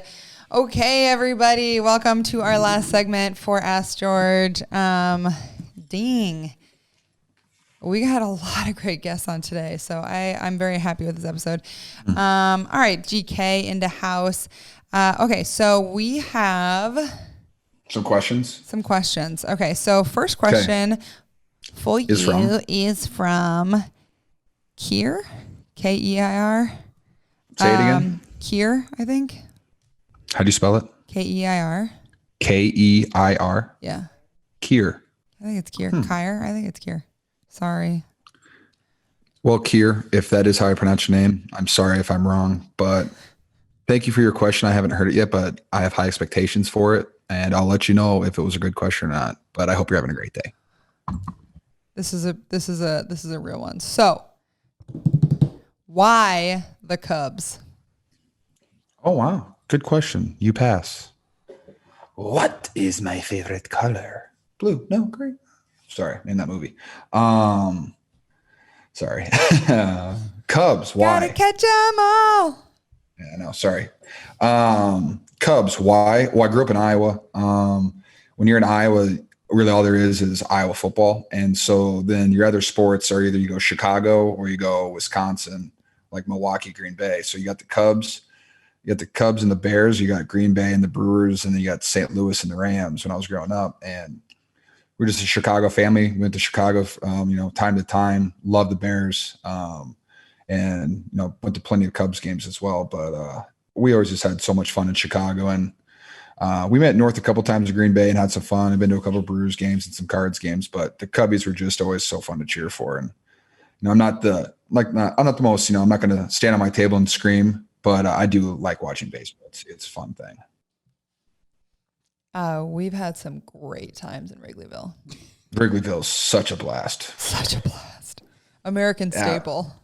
Yeah. What was that? Was that 3 years ago we went? Was that after my rookie year? I think so. When we stood, because we did one game in the stadium, and then the next one was across the street on the rooftop. On the rooftop, baller, and it was so hot. So personally, like I like baseball. I'm not a ride or die baseball person, so that was like ideal situation for me. The rooftop. Oh yeah. Yeah, because you could get in the shade and all the food. Rooftop was so cool. And so there was like people bringing you drinks. But I'm a big fan of the bleachers. So yeah. You can have a lot more fun out there. We set bleachers at the Busch Stadium for the Cardinals. You, me, did that. Mm-hmm.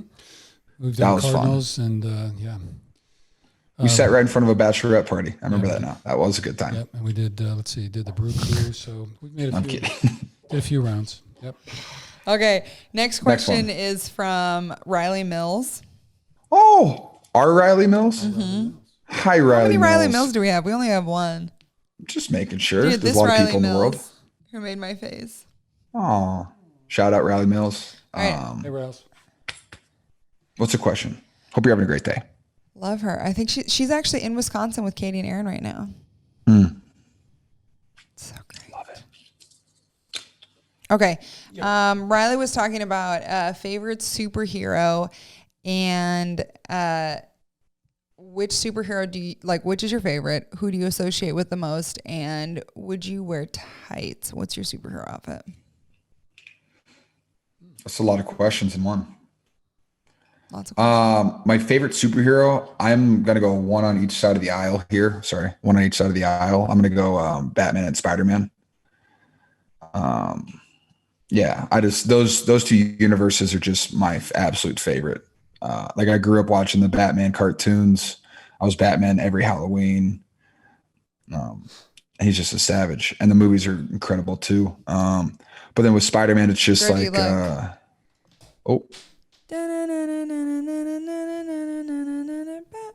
with the Joker. that was a gift from Robert Tonyan. He made that for me and then gave me the completed Lego. Robbie. Good guy, Rob. I didn't know that. But I love Spider-Man too because he's just got like I don't want to say innocence, but like just the pure love and joy, and he just does his best every single day, no matter what the circumstance. And I always just love that about his character, and the it's a leap of faith. I've always enjoyed that line as well. Like the new Spider-Man movie, the cartoon one, is one of my favorite movies of all time. Absolutely. Amazing. From music to lines to just the script, everything. I loved it. The animation. Is that, you mean the one with the different worlds? Yeah, Spider-Verse? Multiverse. Yeah, that was every time it comes on the TV or I see it on Netflix, so I always tell Claire, like, hey, I've never seen this before. Do you we should watch this. Yeah, we should watch this. I've never seen it.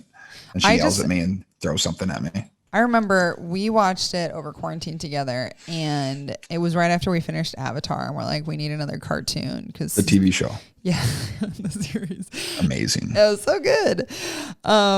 And so good. And I remember watching it. And if you haven't seen this movie, you have to go and watch it. But it's such like an emotional experience to the movie because like you're just like, I got goosebumps the whole time when he's like experiencing it and doing all the things.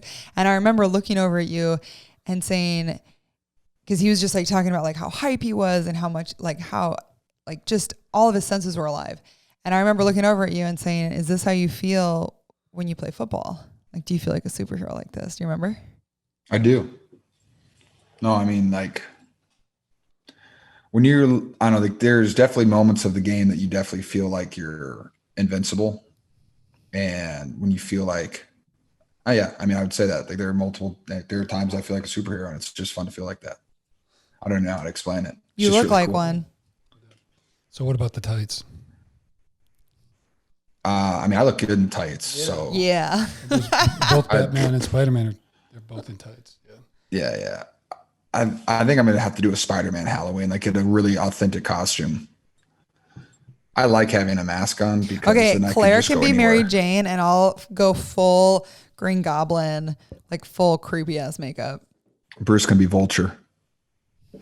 I was looking at some Scarecrow pictures today, so Batman universe, but it's all right. DC, same thing.